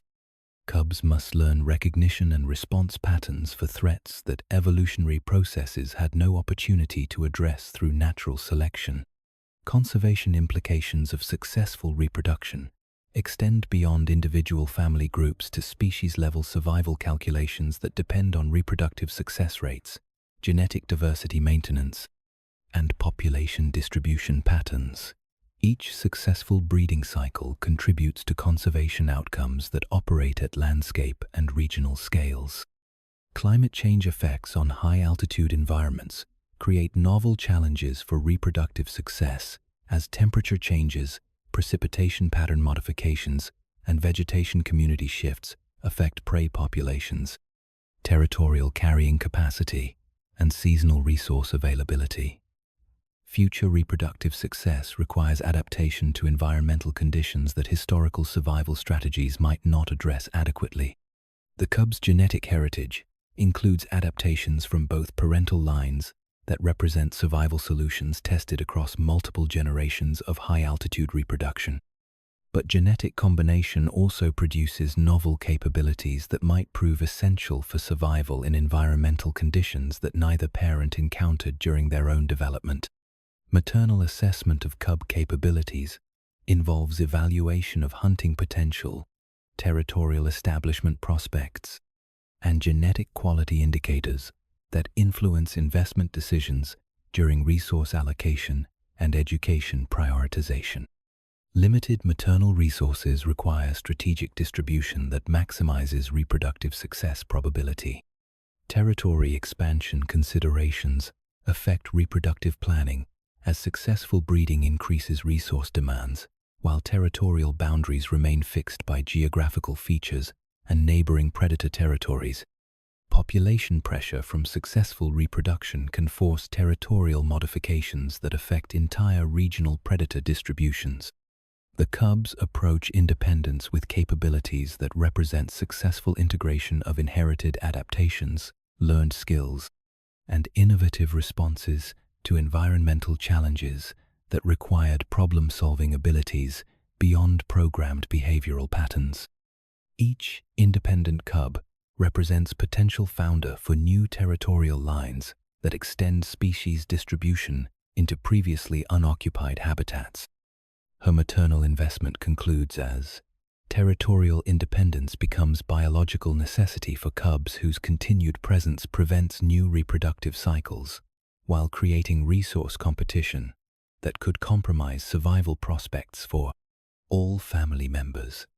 Independence represents graduation from maternal protection to individual survival responsibility. Territorial dispersal patterns influence genetic flow throughout regional snow leopard populations, as dispersing cubs establish territories that connect previously isolated breeding populations through gene exchange that maintains species. Genetic diversity and adaptation potential. Individual reproductive success contributes to species-level evolutionary processes.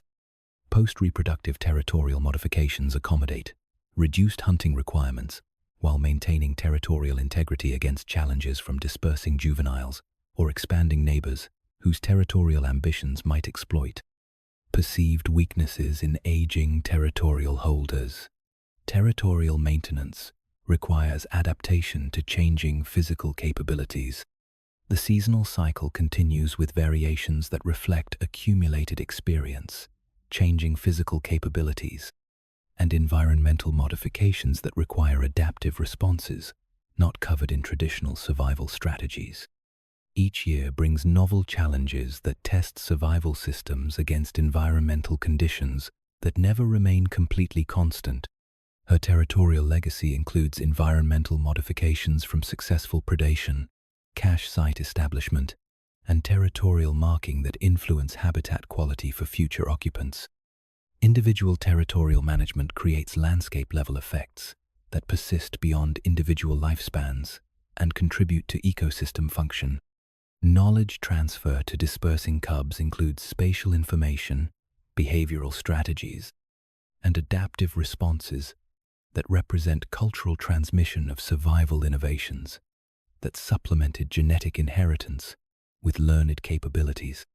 Cultural evolution operates alongside genetic evolution in species capable of knowledge accumulation and transmission.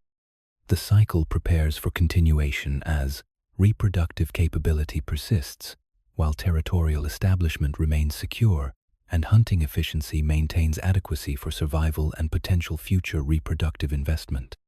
Each breeding cycle represents opportunity for genetic contribution to species adaptation and evolution. Regional population dynamics reflect cumulative effects of individual reproductive success across multiple territorial units that compose landscape-scale species distributions. Her reproductive contribution becomes component of population trends that determine conservation status and species survival prospects under changing environmental conditions. The mountain environment remains constant backdrop for life cycles that connect individual achievement with species continuation across temporal scales that exceed individual lifespans but require individual success for collective survival. Personal survival becomes species survival through reproductive contribution to future generations. Future challenges include environmental changes that require adaptive responses, human encroachment that necessitates behavioral modifications, and resource availability fluctuations that test survival capabilities against conditions that might exceed historical experience ranges. Adaptation continues through individual survival and reproductive success. Her story represents single thread in evolutionary tapestry that connects current snow leopard populations with ancestral forms that first adapted to high-altitude environments millions of years ago. Individual success contributes to species continuity that extends from geological past toward uncertain but potentially successful future. The cubs disappear into mountain landscape, carrying genetic and cultural heritage that represents her contribution to species adaptation and evolution. Their territorial establishment success will determine whether her reproductive investment produces founders for new breeding lines that expand species distribution and genetic diversity. Morning light illuminates granite peaks that have witnessed countless cycles of birth, growth, territorial establishment, reproduction, and generational succession. The mountains provide constant stage for evolutionary drama that plays out through individual survival stories that accumulate into species adaptation and continuation. She remains in territory that represents life achievement and genetic investment, preparing for potential future reproductive opportunities, while maintaining territorial integrity that ensures continued survival in an environment that rewards success and eliminates failure with mechanical precision. The cycle continues, as it has for millions of years, as it will continue for millions more, through individual achievements that become species achievements, through reproductive contribution to genetic and cultural heritage that defines snow leopard adaptation to life at the top of the world.